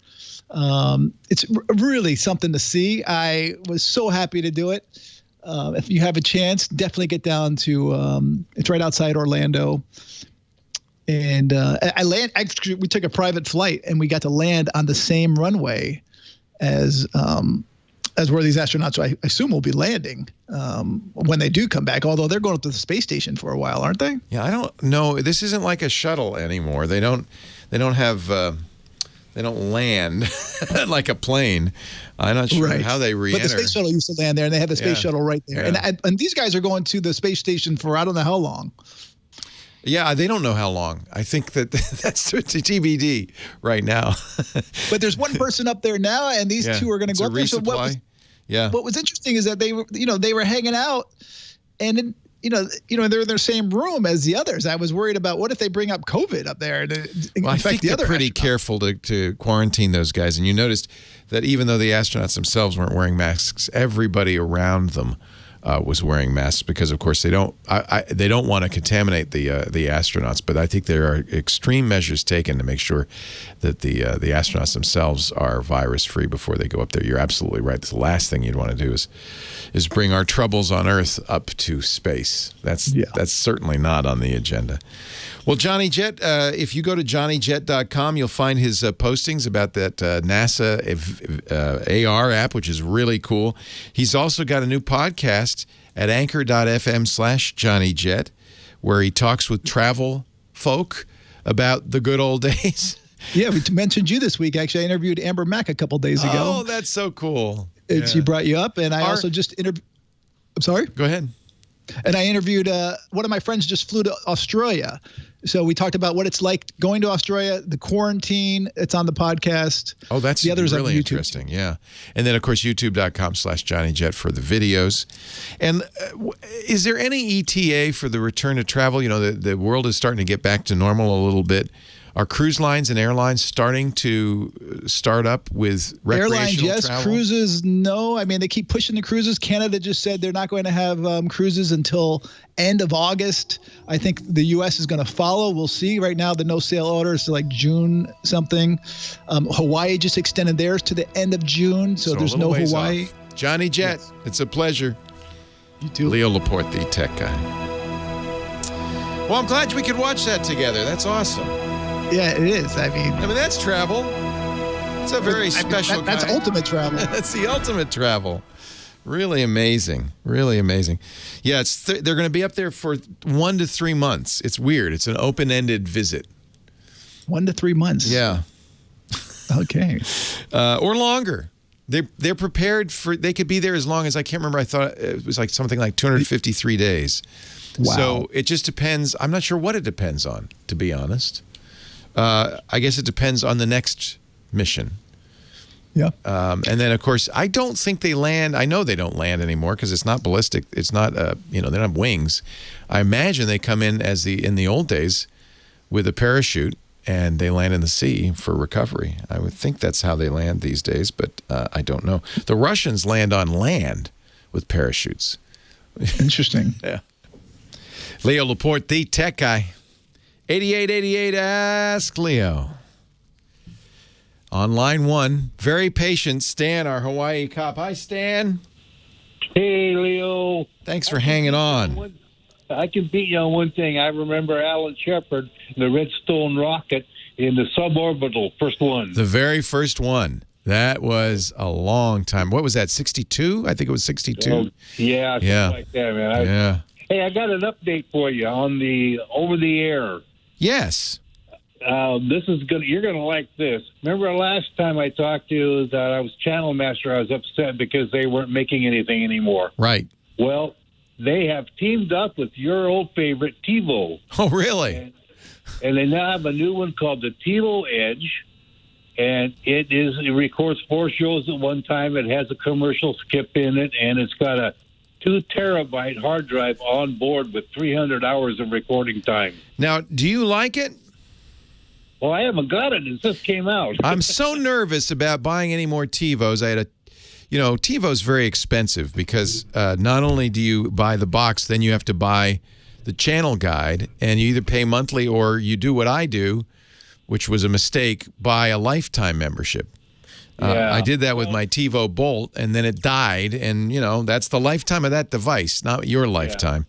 So this is $400 for the Edge, but they have been, TiVo's been offering deals, so you might shop around. They've been offering some deals during this. That is the deal. It's $249 right now, and it's going to go to $349 when the. Oh, that's a good. $249 is not bad. And then how much for the yearly fee? I don't know because I know the Tableau. We talked about the Tableau, and that's $20 a year for the commercial skip. Yeah.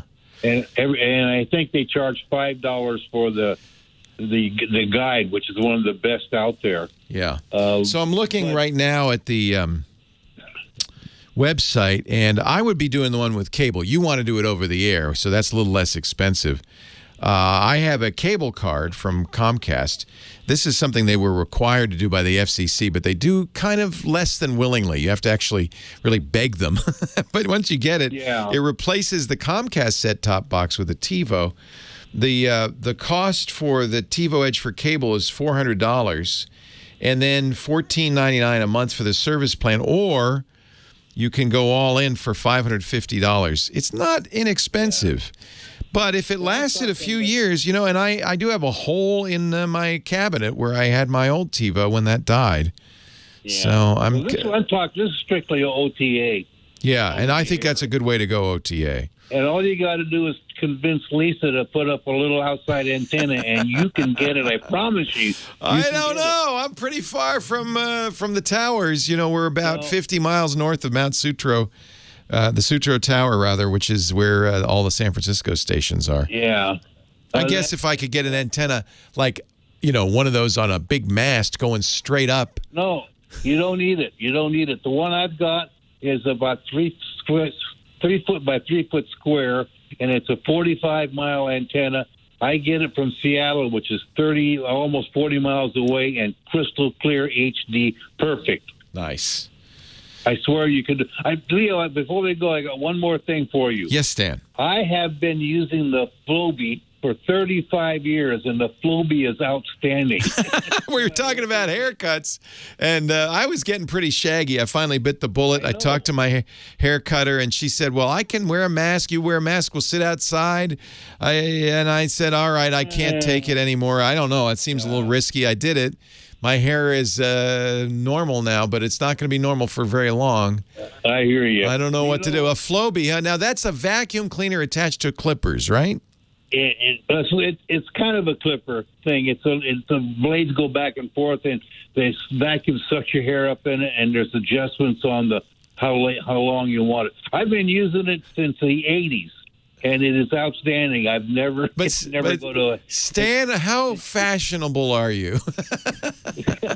Well, my hair is probably a little bit shorter than yours, but it doesn't matter. Even females can use the Flowbee, and they have a long extension that sucks the hair up in there and cuts it off to the length they want it. It's funny. I mean, here we are watching 21st technology with the Dragon X and talking about, I think it must be 1965 technology with the Flowbee. It's still around, though, right? It's still, you know what's crazy about it? As soon as the COVID-19 started, I wanted to contact Flowbee, and I was going to say, this is the perfect time for you guys to be doing advertising. And all I got was, we are shut down for the... Oh, you know, sometimes people just don't know what the opportunity lies, man. Oh, it would have been perfect. It would have sold 1 million of them. Stan, it's a pleasure. Always a pleasure to talk to you. Good talking to you. All right, and I'm glad you got it working. And now I'm going to look at this TiVo Edge because, you know, and I'm going to go to, and I would recommend anybody who's interested do this. I'm going to go to a website called TV Fool. You enter tvfool.com. You enter in your address, and it tells you what you can see. Let's see what channels you can see, and how much of an antenna you would have to see that, and where those antennas would have to be aimed. Now, I'm looking. It doesn't look like I'm in the green zone, or even the yellow zone. Looks like I'm kind of in the red zone. The red zone would be a roof-mounted antenna. And, hey, at least I could do it with an antenna. TV Fools, I'm going to have to spend some time looking at this report because it's a fairly complicated report. But, yeah, you know, that's the best. Right now, that's the best deal in television. You know, because it's free over there. It's the best quality. The high-def quality is better than anything on satellite or cable. It's still compressed, but relatively uncompressed. It's pretty good. Line 4, Rick in North Hollywood, California. Hi, Rick. Leo Laporte, the tech guy. Hi, Leo. I would like to back up my photos from my PC. It's getting kind of full. So I had a drive, and it had a Pro Tools session on it that I didn't need anymore, and it was done on a Mac. Sure. So I looked on the Apple website to format it for a PC, and I went through the procedures listed, and now my Mac won't see it anymore. It says, no. So you can use the disk utility on the Macintosh. It's in the Applications Utility folder, and format a drive in a number of different ways. Apple has two different file systems, APFS and HFS. HFS is the old one. But you'll notice on there you can format for NTFS, which is the Windows file system, NT file system, or, and this is the one you want, something called exFAT, EXFAT. exFAT can be read and written to by both Mac and Windows. It's kind of a lingua franca for hard drive formats. You'll also have the choice to choose between master boot record or GPT style. For ultimate compatibility, choose MBR, not GPT. But you may, on bigger drives, have to use GPT. That's fine. But if you have a choice and both work, I would use MBR. So, well, my Mac won't see it now, and my PC doesn't even acknowledge it. Well, you might want to read it. You might want to try formatting it again. Do it with exFAT. You haven't put anything on it. The other choice is if you did NTFS, the PC wrote to it, and you didn't want to redo it, there are utilities for the Mac. There's free utilities and there's paid utilities. Paragon has a paid utility that lets the Mac read and write to Windows folders. But there's also a free one called Fuse that's open source you can use, and that'll teach the Mac how to read and write NTFS format. But honestly, I format almost everything now exFAT, EXFAT, because I use Windows, Mac, and Linux, and it works with all three. Leo Laporte, the tech guy. Yeah, macOS can read NTFS, but it can't write it. Unless they've changed that. It's actually a really good question. I should answer that on Hands on Mac because that's universal. So you formatted it, but you can't even see it now on the PC either, huh? I can't see it on the PC, and then my Mac can't read it. So, yeah, I wonder if it just got corrupted or damaged. I would try writing, doing it again. And then I did get a message that there were no partitions on the drive. Yeah. So maybe what you did, okay, so maybe you partitioned it, you set it up as an NTFS disk, but you didn't format it. So you have to do both. You have to say this is an NTFS disk and now erase it, format it. There was something about FAT32 or something like that. Don't do FAT32. That's that's really pretty old. I guess it would work. exFAT is kind of like FAT32, but it's a little more modern. Okay. Yeah. So I would just redo it and make sure. So you partition it. You say it's a MBR disk exFAT, and then you have to also format it. There's two different commands involved. I suspect you just didn't. And so, do you think that if by using the utility on the Sure. Mac that I can see it? Yeah, I do that all the time. Yeah. Okay. You could do it on you can do it on a Windows machine as well, but then you're going to make an NTFS disk that would require Fuse on the Mac or some program on the Mac. I want to back up. I want to use it ultimately on my PC. So, so I had one more question, and that is when I plug my iPhone into my Mac, it's an iMac. It only sees some of the photos. Some of them are grayed out. That's interesting. And then some of the ones that it shows an image of, it will not load them. That's interesting. That doesn't sound good. It's an iPhone 7S, and Best Buy put my. I had an Android, and they put my Android photos on there. A lot of those Android photos will go on to the Mac, but a lot of what I've shot on the Mac, it's really weird. It's random. Some movies will go onto the Mac. I can see a lot of files on there, and then I'll group them and say, upload these. And some of them will come back. It'll say that you can't. Some of them were not. That it couldn't, load them. So I don't know. That's another mystery. I'll have to figure out, I guess. I wonder. You're not using Google Photos to erase or anything like that? No. Okay, because Google Photos has a feature where you back it up to Google Photos, and then it says, and by the way, I can erase all the things that are already backed up. It's kind of like iCloud's photo, Apple's iCloud photo system. Do you think if I paid for iCloud storage and uploaded from my phone, then I could load them onto my Mac? Well, I wouldn't say so. It sounds like they're damaged somehow. Okay. But you could try it. You don't have to pay for it. You get 5 gigabytes, so you could just start uploading and see if some of them start appearing. If they appear on the web, then yeah, you're golden. You never used iCloud Photo? I never did. Okay. I would, before you do anything, log into your iCloud account on the web. Go to Photos, see if anything's there. Okay. And if it's not, you get 5 gigs, which is enough to start. And just turn on the iCloud backup and see. Maybe iCloud backup you're right. That's kind of like your last resort. What are you looking at those photos with? iTunes? I can use them and play them and look at them on my phone, no problem. Oh, they're there on your phone. And what are you, okay, and when you connect to a computer, what are you looking at them with? I was just using iPhoto. iPhoto. I tried uploading them onto my PC. What version of Mac OS are you using? Well, it's a little older one. Okay, I know what's going on. It's like from 2013. Yeah, I know what's going on. So Apple has a format called HEIC. It started using, and your iPhotos can't read it. You got an old version of iPhotos. Apple's abandoned that, now uses something called Photos, no I.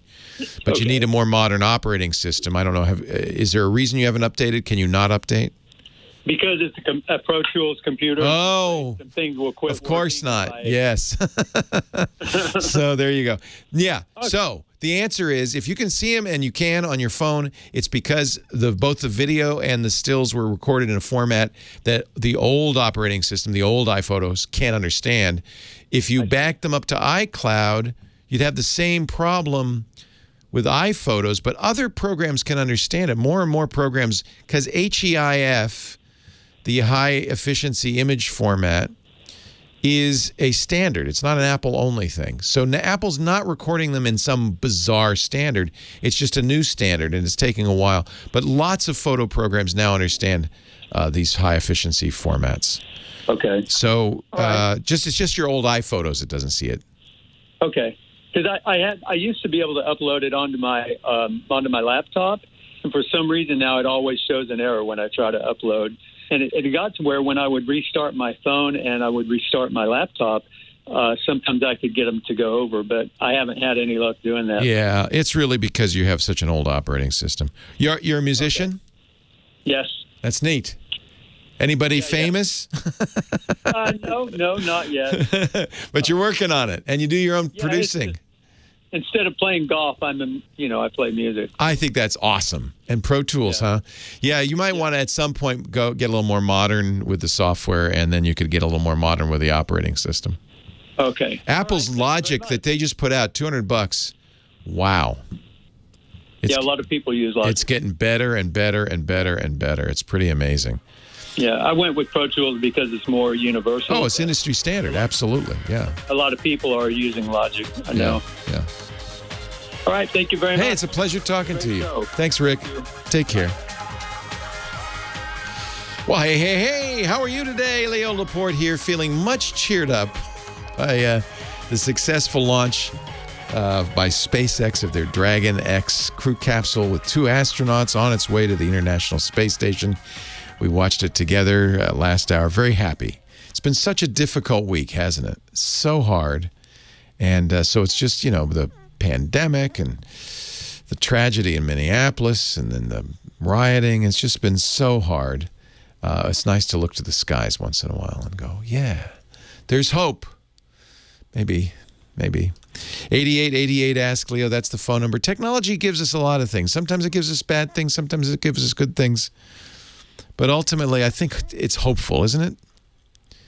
It's hopeful. Sometimes we technologists, people who love technology, who deal in technology, who work in technology companies, sometimes we perhaps overvalue technology. We think it can solve all problems. You see that sometimes at Google and Apple and Microsoft. Google and Apple, I think they pitched in. They said, we're going to make what they call a programming interface, an API, so that health officials can create contact tracing apps for the iPhone and Android devices.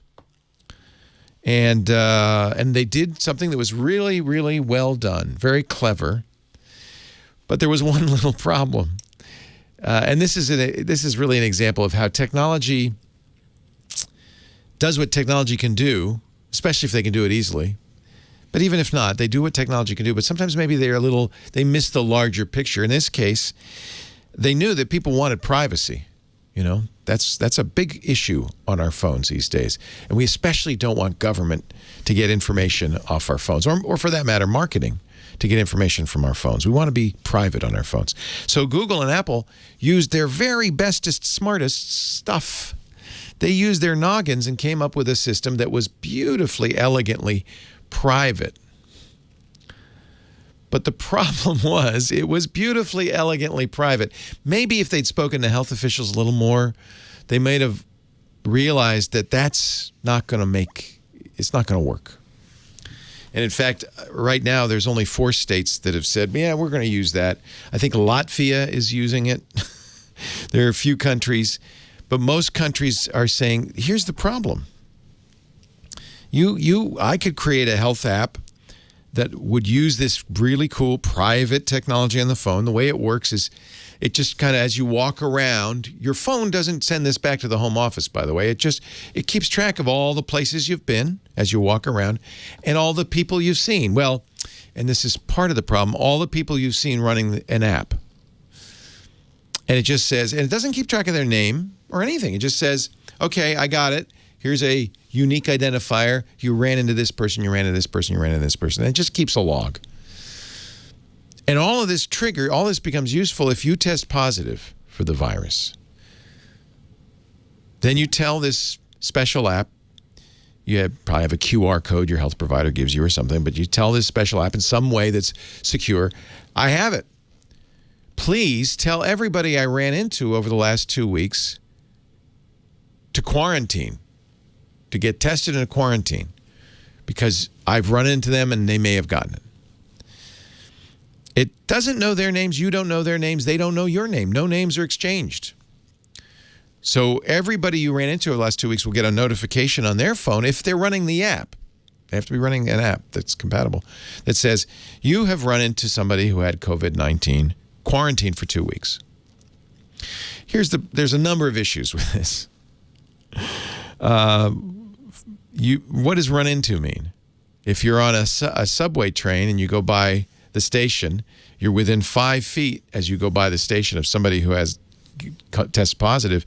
Did you have contact with them? Well, it's very unlikely, in fact, impossible that you got any germs, but you did have, the phone will say you ran into them. It doesn't know. So knowing that, people are going to say, well, should you quarantine 14 days because it might be somebody you drove by? I don't know. Plus, for this to work, everybody has to be using the app. If you go to the grocery store, you're using the app. And the app says, no, you didn't run into anybody that had the virus. Does it mean you didn't? No. What it really means is you didn't run into anybody using this app who has the virus. But since not 100% of people, in fact, in Singapore, where they have similar apps, only 20% of people use that app. You don't know you didn't contact anybody. It's useless, in other words. It's useless. And the health officials in most states and localities and countries say, well, if you were to give us, if you were to use this app, to tell, and you came down with it, then a human contact tracer could then say, well, tell me all the places you've been. The app would spit that out. And then you could then the human contact tracer say, well, tell me all the other people you might have run into. They'd write that down. And then this is what you have to do. You have to go to everybody and say, hey, did you have contact with Leo? Because he has it. And then if they say yes, they say, okay, good. We need to know everybody you came into contact with. And that's what human contact tracing does. But the phone doesn't give them that information. It doesn't give them any information. Because Silicon Valley says, well, we know you want to be private. Health officials say, well, you should have asked us because now we have an app that's useless. There's no point. There's no point. If the problem is, in order for this contact tracing to work, we have to invade people's privacy. We just do. And that's true. It's true. So this is, and look, I love technology, but this is the kind of the short-sightedness of Silicon Valley. We solve problems we know how to solve. We solve problems we can solve, but it doesn't necessarily mean it's a problem anybody wants to have solved.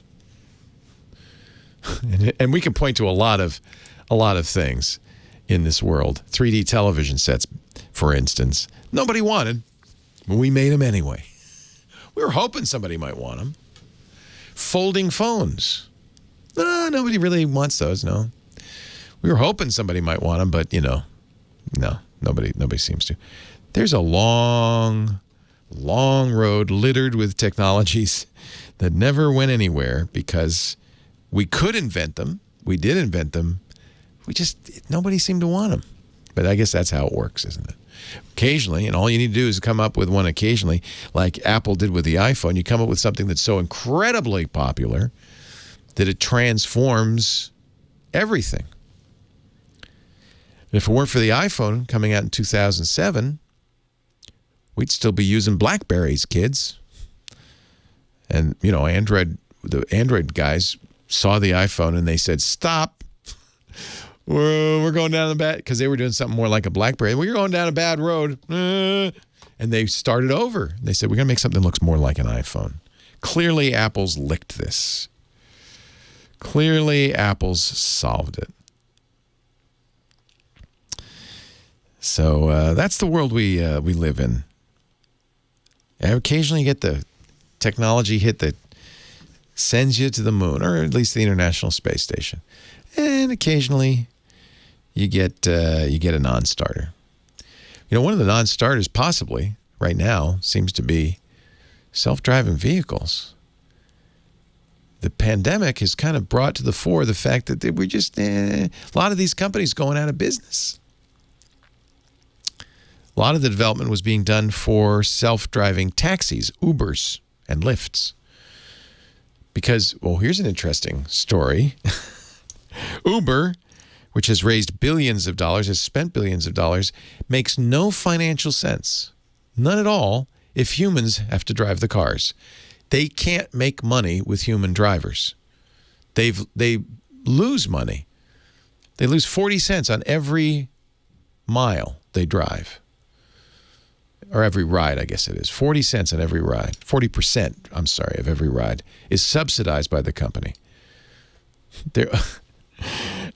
So why would you start a company that loses money on every ride? Well, because they figured someday we're going to have cars that drive themselves, and if you take the driver out of the equation, profit. But then the virus hit, and Uber and Lyft and all the ride-sharing companies basically shut down. And all the money they were pouring into the creation of self-driving vehicles basically shut down. We'll talk about that tomorrow with Sam, our car guy. At least in the short term, doesn't look too good for either self-driving vehicles or ride-sharing.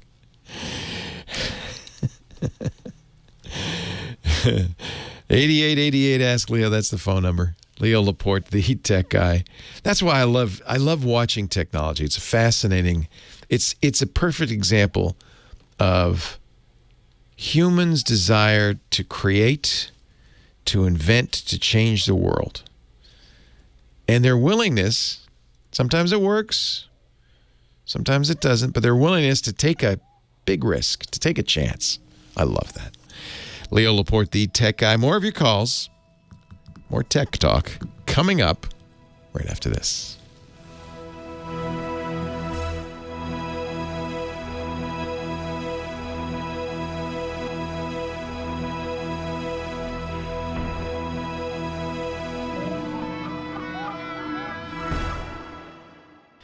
Our Tech Guy Show brought to you, as it has been for years, by my favorite printer in the world, Epson.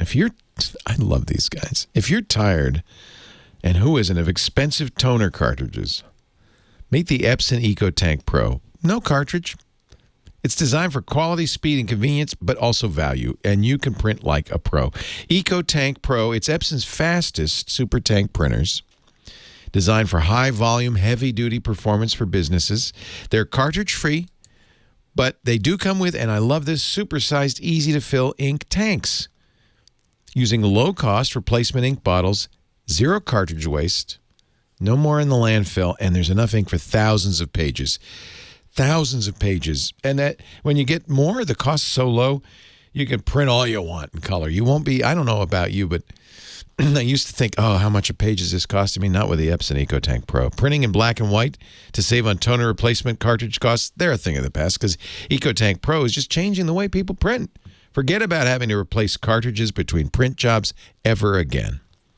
Plus, with Precision Core heat-free technology, you get fast, print shop quality output, crisp, vibrant results. You're going to love how it looks, and the color is beautiful.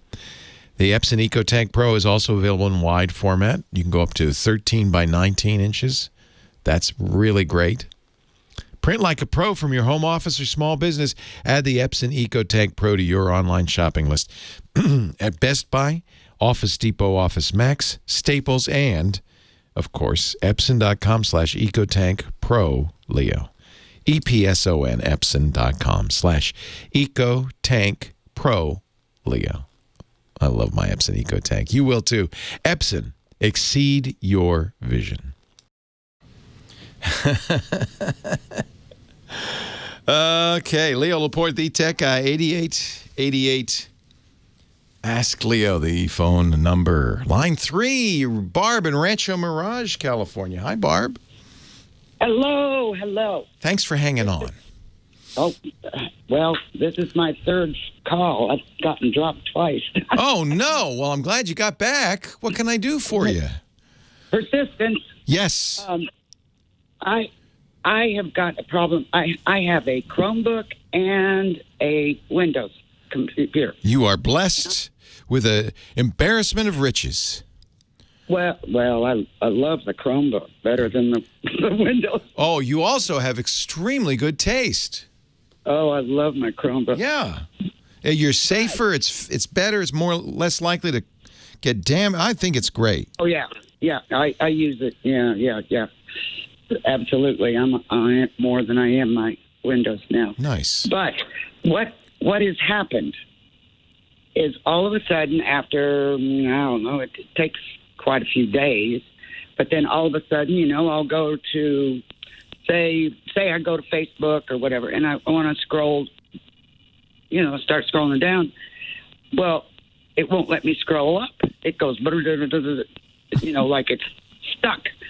And then I go to the search bar and click, and the line just goes flying left to right. What's going on? And it does it on both computers? Both. Okay. Well, that's just weird. I don't know what's going on. Well, I installed ExpressVPN. Oh. And I'm thinking back like... Well, try, it's not just installing it, especially in the Chromebook's not going to do anything. It's only when you're running it. If you're not running it and it's still happening, I wouldn't blame that. Yeah. So, Windows is Facebook is acting weird. Is anything else acting weird? Oh, yeah. It'll be my email, anything I go to. It won't let me. It's every one of them. Stuck. Okay, so one thing you can try, and this is one of the reasons I love Chromebooks, is the Power Wash. Do you know about Power Wash? Well, that erases everything. Yeah. Well, what do you have on your Chromebook? Well, I've downloaded some stuff. Save that stuff off. Really, the whole idea of a Chromebook, and the reason they come with such small hard drives, relatively, is everything should be in the cloud. And the beauty of that is, either stored on Google Drive or, part of your account. The beauty of that is you power wash it, log in, everything's back. Okay. So if you do have some things you downloaded, screenshots, sometimes people do screenshots, some files that you downloaded, just get a USB key or something and copy that off. Okay. It's only a few places it could be. Mostly it'll be in the downloads folder. And then do a power wash, which you could do from the settings.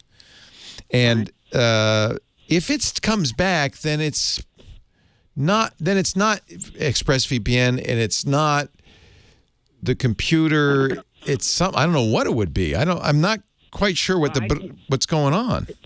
I didn't know if it'd be the router. That's the only thing I can. I don't think it's the router either. And so so it's not just Facebook. If you go to any other site, what does it look like? What happens? It scrolls, or you can scroll down but not up. Yeah. It just automatically scrolls me down. Oh, it does it. I can't. I think you have some schmutz in your Framitz. Yeah, you got some schmutz in there. But it's weird that it would happen to both your Chromebook. You're not using the same mouse on both the Chromebook and the Windows, are you? No, I have two separate mouses. It's weird. But maybe, lately we're all home a lot more. I like to have a little chicken sandwiches while I'm working, and sometimes some schmutz gets on the... It sounds like, honestly, it could be a hardware issue where the trackpad has some schmutz on it. Is the Windows machine a laptop or a desktop? Laptop. And so you're not using a mouse on either, you're using the trackpad? No, I'm using a mouse on both of them. Oh, you are? Yes. But two separate. Yeah, you're not sharing the mouses. No. Yeah, it sounds like more like there's the mouse, like the scroll wheel or something is stuck or something weird. You reboot from time to time, I'm sure, right? Oh, yeah. Well, I'm forced to do it when it does that. I turn it off and then turn it back on. Oh, does that fix it? Yeah. For a while? Yeah, it'll be maybe a week. And then it comes back? Yeah. What the what? I know it. Well, then we know it's not schmutz in the mouse, because schmutz in the mouse or chicken in your mice, that's not going to go away when you reboot and come back a week later. That's going to be there all the time. So it does sound like a software issue. Rebooting and then it comes back. Boy, I don't know. The fact that it's both of them, that's what's so weird. Yes, it's very weird. It was just one or the other, but then I Now, do you use Chrome on your Windows machine too, the Chrome browser? No. You do not. So it's not an extension you installed on Chrome. Well, Chrome's there, but I don't use it. Yeah. I don't. You stumped me. Maybe somebody listening in our audience can call in and say what it is, or our chat room. I don't know. Leo Laporte, the tech guy. How could that happen? Both of them are. I had to take a break. Sorry about that, Barb. Both of them are doing it. Yeah, it's like someone takes over my computer. Yeah, but it's not. It's not that. And I'm like, what do you do? And it's the same thing as if you spin the scroll wheel and just spin it and kept spinning and everything just scrolls down. It's kind of like that, right? Yeah, and then if I click into the search bar, and get the blinker going, it just goes all by itself, all the way right to left, or left to right. Okay, yeah, so that's a bad keyboard or bad mouse or both. Okay, it seems unlikely that would happen to both laptops, but maybe it did. Those are stuck keys. In fact, maybe they're both stuck keys. I don't think it's software, but wait a minute. Why would it go away when you reboot? Exactly. That was going to be my next comment. It comes back and I have no problem at all. So I don't know. Maybe am I leaving it on too long? Nah. So the chat room saying, you know what? If you tap the space bar, it'll scroll down. And if you put when I tap the space bar, same thing. If the space bar were stuck, it would have this effect. That when you clicked in a text field, it would go with blank. In fact, I could actually demonstrate it. And this would work in either browser. I'm talking about the search bar. Any bar, any text bar. Yeah. So if I put if I go to a page and I put my mouse in it and just space bar, it's going to go across. Similarly, if I go to a web page, and it scrolls it all the way down. That's because from hitting the space bar. So if you it sounds like you've got stuck space bars on both machines.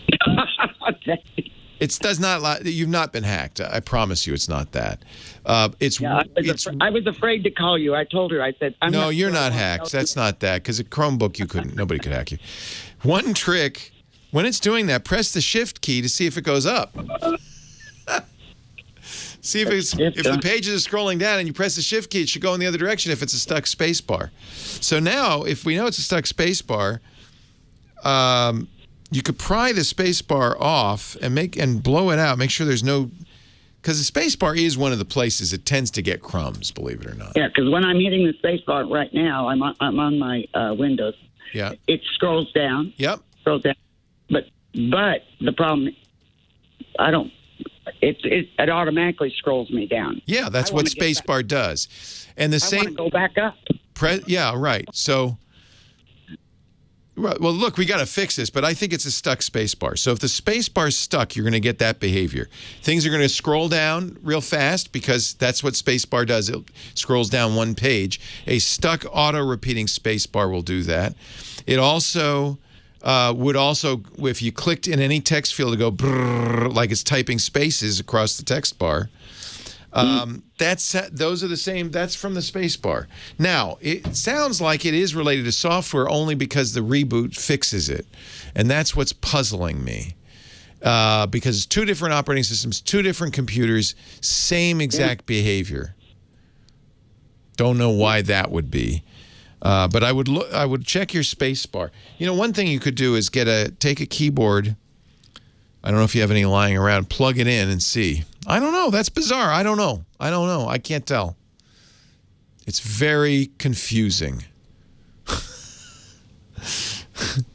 Only because it's happening to 2 different computers at the same time. We'll see if anybody knows the answer. Leo Laporte, the tech guy, 8888, Ask Leo. Barb has stumped me. But maybe you can help. If you think you know what's going on, this is a stumper. You can call. You can go to our website, techguylabs.com, leave a comment. No sign up, no fee. You could even go into the chat room at irc.twit.tv. Let me state the problem clearly and simply. Barb has 2 computers, 2 different operating systems, both laptops. One is a Chromebook, one's a Windows machine. At some point when she's using her browser, she goes to a page and starts scrolling up immediately. If she clicks in the search bar, it starts typing blank. The cursor goes right away across. Now, that is the kind of behavior you'd get if you had a stuck space bar, right? If your space bar was stuck, every time you went to a web page, space bar advances a web page 1 page at a time. A stuck space bar would go all the way down to the bottom of the page. It'd be done. You couldn't go backwards. And then if you click in the search bar, it would type spaces all the way across. So a stuck key, a stuck space bar key would do that. Is it possible she has stuck spacebar keys on 2 separate computers? Sure. If you eat a lot of fried chicken while you're computing, if there's something, there's food or crumbs getting in there, the spacebar is the most vulnerable key because it's the biggest. It'd be the easiest to get crumbs in it. So, yeah, that's possible. But here is the curveball Barb threw me. She says it goes away when I reboot my computer. It goes away for a week and then comes back.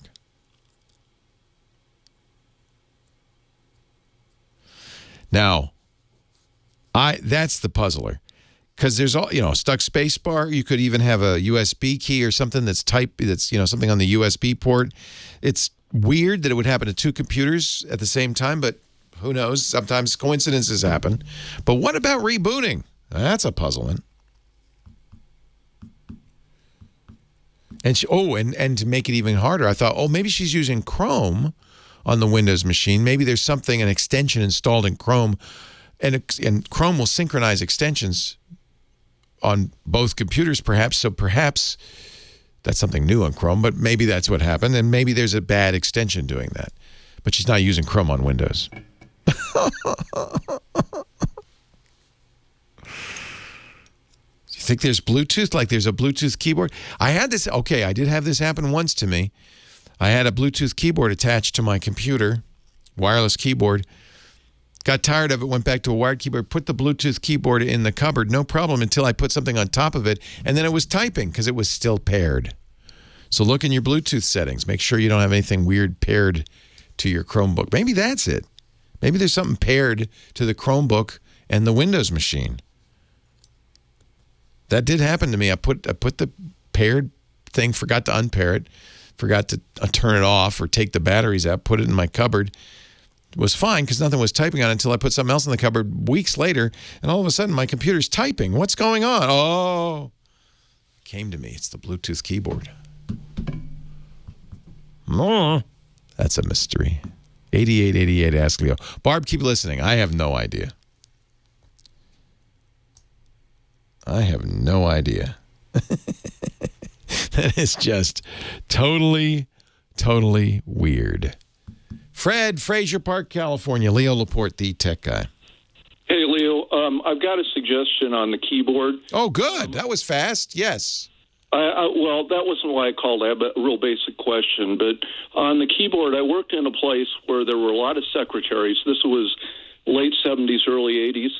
And the keyboards got a lot of use. Yeah. And what would happen they'd touch a key, and whatever key they touched, that letter or whatever would just take off. And the solution then was they just kept buying new keyboards. Fortunately, the guy that was in charge of that stuff, I was running a lab in the place. I came in with a can of electronic contact cleaner. Yeah. And I would just take the little tube and go to each corner of the key. I didn't pull the keys off, squirt them, and have the secretaries tap on them for a while.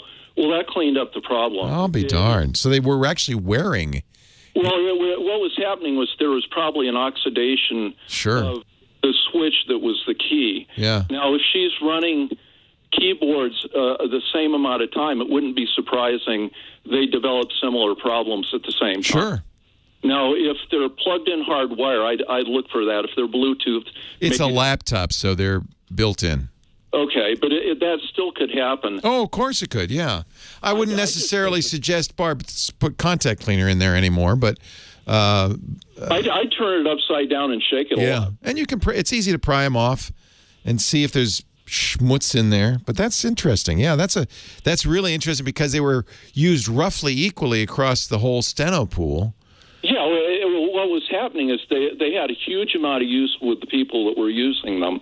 And I assume there was probably oxidation on the switches, which, at the top of the keyboard, you get little keys, but those are actually switches underneath the key. Yeah. And so it could be there's just switches just have oxidation and stuff on them. An electronic contact cleaner might do it. Yeah. I'd use compressed air and maybe, I don't know.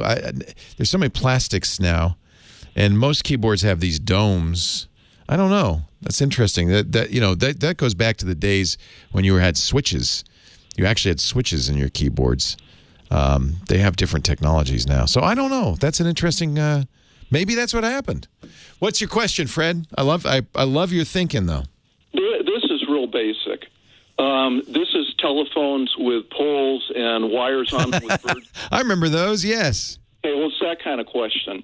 If you call a phone number and the phone number has been set to call forwarding somewhere else, can you detect your phone call is being forwarded? According to the phone company, they say no. Yeah. I mean, in the old days when we used big switches, remember the phone company used to use mechanical switches?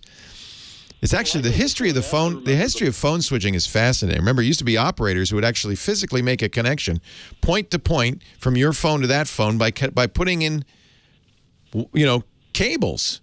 Phone jacks. Yeah, in a jack. Yeah, but obviously that didn't scale very well. At one point, a telephone company executive said, "We'd have to hire." If we keep growing at this rate, we're going to have to hire every woman in America by the year 1952. Well, so they did, and they made a lot. The women made a lot of money. It was a good job. In fact, I remember in a TV show I was watching some years ago, they showed that, and there was a woman roller skating around because to manage them, it was such a big array of operators. Obviously, they replaced those with mechanical switches, and in those days, you'd hear it forwarding because you'd hear a click. The problem is we're now, of course, it's now all done over IP. It's IP-based network switching, and that doesn't make a sound. There might be a slight delay, but how do you know? There's a delay these days anyway. Yeah, I was wondering if there'd be like a switch or something on your phone you could push. Maybe if you push the number 2 times or something like that. So that you're talking about an incoming call. If that call... No, it's outgoing. Here's what I'm talking about. I live halfway between L.A. and Bakersfield up in the mountains. Okay, I call a number in Bakersfield. It's supposed to be a business. Let's say it's a dead drop. Oh, yeah, you can't tell. There's no way to tell. Nowadays, most businesses are doing this in software like Asterix, and it is completely so what's the opposite of transparent? Opaque to you. You have no idea. I wish there were. Leo Laporte, the tech guy. I think the phone company knew that. That was their answer to you as well, right? It's just mostly because it's not even often being switched at the phone company level. Yeah, so my question was not based on a company that's doing something legitimate. I am wondering if somebody is involved in some malfeasance and they're forwarding a call for some reason. Right. Not that I know of. There's no magic. If I think the phone company knew this as well. And the reason is nowadays all of this is digital. It's not in fact, it's often not done at the phone company level. It's so for instance, we have a company for our phones called Ring Central. And all of our phones are IP based. They are not to traditional POTS. But you call us from a POTS line, it'll go through a Ring Central gateway into their network. And at that point, you don't know what's going on. It's digital. You're using a VoIP system. Yeah, and anybody who's doing this kind of thing probably is using a VoIP system with a gateway to a POTS system. And at that point, it's software. You don't know. And that's why, for instance, with Ring Central, I can answer my desk phone with my cell phone. And you wouldn't know. You wouldn't know. There'd be no way of knowing that. It's all handled in software. So too bad. Yeah. Why, you think somebody is hijacking a call, or? No, it's not hijacking. You think it's malicious? I told you about a year ago, and I was a college teacher, and I've been put through a credentialing and vetting. It's been unbelievable, and a lot of people have been having fun at my expense. Oh, God, I'm sorry. My vision has been screwed up for about 3 or 4 years, and when I started teaching in '76, same thing. And it's been a circus. The feds have been involved. Oh, I'm so sorry. But, well, it happens. But one of the things, you were talking about high tech on things, and one of the things that I've found with the things I deal with is that people get so wrapped up in what they think is high tech that they forget basics, and they come up with very, very elaborate explanations that are incredibly simple. Yeah, that's not at all unusual, is it? I think that was originally called Occam's razor. Yes, always choose the simplest answer. That's right. Yep. Yeah, and what I've been dealing with, if you'll excuse me, the virus stuff people have been talking about, they haven't passed high school biology. There's what's called enzyme-linked immunoabsorbent assay. It's an antibody testing. To understand it, you have to know about the window for antibody production, false negatives, positives, false positives, and how the negative false reading and the positive false reading combined with symptoms can give you lots of misinformation. Interesting. And the coronavirus, which is supposedly some big surprise, was identified in 1960. It's been around forever. I got to run because we're going to another segment, but I hope you find an answer to your conundrum. Oh, Leo Laporte, the disco guy, dancing my way across the floor. I'm gonna pull in the rope as I pull closer and closer to that guy on the roller skates across the dance floor. Look at that, it's Dickie D. Don't stop me now. Don't stop me now. That magazine's maddest writer, a disco fool, and our own gizmo wizard. That's why we call him the Giz Wiz. Hello, Dickie D. Leo, how you doing? I'm well. How are you? I'm good, too. I like it when it's Giz Skate. Giz Skate. Oh, that's good. Only gizmo wizards are allowed to skate at this time. That's true. What can I do for you today? Well, no, you know what? Let's talk about a gizmo. Yeah. Yeah, a gadget. Yeah. With no press conferences, I'm just buying tons of stuff, and I'm looking for offbeat stuff. And there's a company called PulseTV.com, and they find weird stuff like the bulb that has 10 LEDs in it. Well, it looks like it has rocks in it. What's in the bottom there? Well, because it's a terrarium. Okay. Wait a minute. Okay, let me get this straight. It's a light bulb and it's a terrarium? And a terrarium, and there are LED light bulbs in the light bulb, because the light bulb can't be plugged in because it's battery operated. Actually... Wait a minute. You don't screw that into a light bulb socket? Well, you can, but just once. No. No, it's someone asked me, can you water the plant? And I said, yes, you can, but just once. So it's decorative. It's decorative. But I would be tempted because it's got threads on the top. It looks like a light bulb to screw it in. You know, Leo, it's way too big. Oh, it's okay. It's not going to fit any sockets. It's too fit. It's too big, so you don't have to worry about that. I want to do a terrarium. I do. Oh, well, here, it's done for you. You take them out of the box. Well, first of all, the box copy is just ridiculous. Fortunately, it kept saying remove the spacer, and I couldn't find the spacer. And it turns out that the spacer is screwed into the side of this thing. So when you open it to take out the spacer, the spacer falls out. And since it's clear plastic, we never saw it. Oh. And Dennis and I are going, you're searching everywhere for a spacer. There ain't no spacer. It's on the floor. All right. It's on the floor. And there's one other very weird thing. First of all, they normally don't put bad copy points on the box. No, that's unusual. But in bold letters, it says, runs for 4 hours continuously. That's not a good thing to put on. Not a long time, no. Exactly. Yeah. And then it says, but 2 extra batteries included free. There is nothing in the box. So Dennis said, you know what? We had taken it apart and we saw that there's 2 batteries in each. Dennis said, maybe it would run with 1 battery. And I said, oh, you know what? That's a thought. Yeah. Well, first of all, it cuts down the brightness, which is nice because it was too bright the other way. And then we ended up with 2 extra batteries. But this is they put it in the thing. And you're supposed to learn to disconnect. You're supposed to just on your own. Just figure that out. Yeah, exactly. So, well, the thing is they're dirt cheap. Well, they ought to be because it's the strangest product I've ever heard of. So let me get this straight.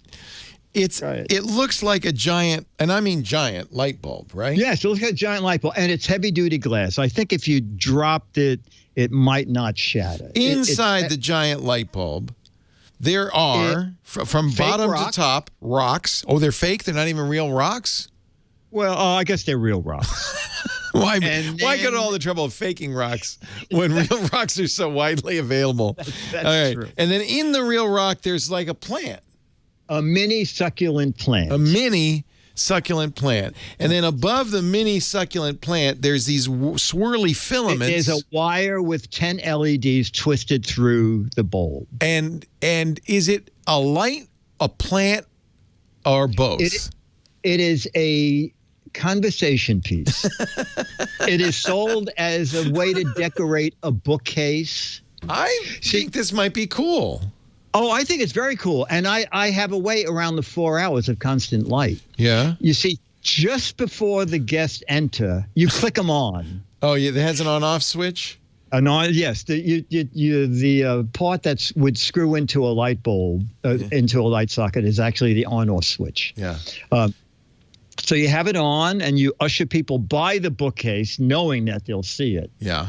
And then you say, go in the other room and hang up your coat. And while they're doing that, you shut the light off.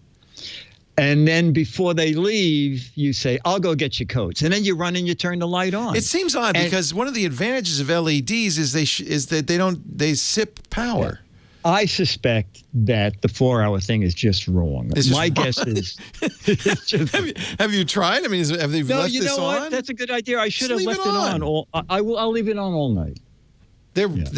So you said dirt cheap. 2 for $9.90. They're less than $5 each. So and then I noticed they were on their side. So the rocks are actually glued. It's all glued together. Do you know if there's even anything alive inside? I mean, is it really alive? No, there's nothing live in there. That's not a terrarium. It's just it's a fake aquarium. It's a fakearium. A fakearium. So it's really just a decorative lamp with fake rocks and plant. Yeah. I want a real terrarium with growing things in it. Oh. Well, then it's not going to be $450. You got my hopes up. This is an interesting pandemic business. There's a terrarium company that drives to your house and leaves all the parts that you need. And then you get all the parts. And then later that day, they have a Zoom call with all the people who got the parts, showing you how to put your terrarium together. Isn't that a good idea? I think it's great. Lisa and I want to do that. Oh, yeah. So, you take it out and they do a Zoom call and they say, turn it on. It's a short Zoom call. It's a very short call. The light up terrarium glass bulbs. Where can I get these? The name of the company is pulsetv.com.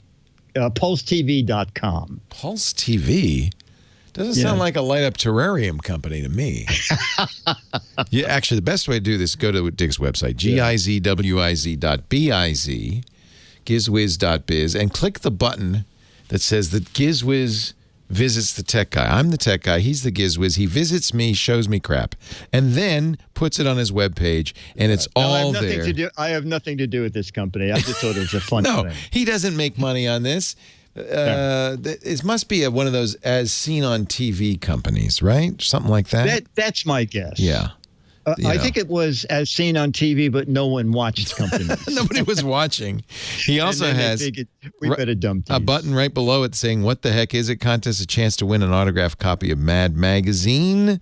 If you can figure out what this close-up picture of a gizmo or gadget is. And he's got lots of other great stuff, mad stuff and so forth for sale there, because he's Mad Magazine's maddest writer. And you'll also see him on ABC World News Now.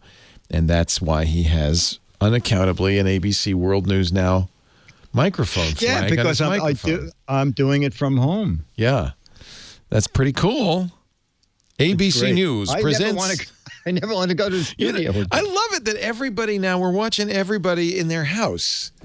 It's the strangest, even TV shows, they're doing like The Voice, they're doing it from their house. Yes. So strange. What a world. No makeup lady, no sitting around waiting for stuff. Yeah, it's so strange. Thank you, Dickie D. GizWiz.biz. Okay. Don't forget, by the way, he does a great show called the Giz Wiz podcast at gizwiz.tv with the newest YouTube star, Chad Johnson. Just congratulate him for me on his millionth. Oh, my gosh. 1 million subscribers. That's kind of mind-boggling, isn't it? Yeah. Well done. Amazing. Thank you, Dickie D. Appreciate it. Okay, buddy. Take care. Take care. Thanks to Lady Laura, our musical director. You've been hitting it you've been out of this world this week. Thank you, Lady Laura. To Kim Shaffer for answering the phones. Thanks to you for joining me. I'm Leo Laporte. Have a safe Geek Week. Well, that's it for the Tech Guy Show for today. Thank you so much for being here. And don't forget, TWIT, T-W-I-T. It stands for This Week in Tech, and you'll find it at twit.tv, including the podcasts for this show. We talk about Windows on Windows Weekly, Macintosh on MacBreak Weekly, iPads, iPhones, Apple Watches on iOS Today, security on Security Now. I mean, I can go on and on and on. And, of course, the big show every Sunday afternoon, This Week in Tech. You'll find it all at twit.tv. And I'll be back next week with another great Tech Guys show. Thanks for joining me. We'll see you next time.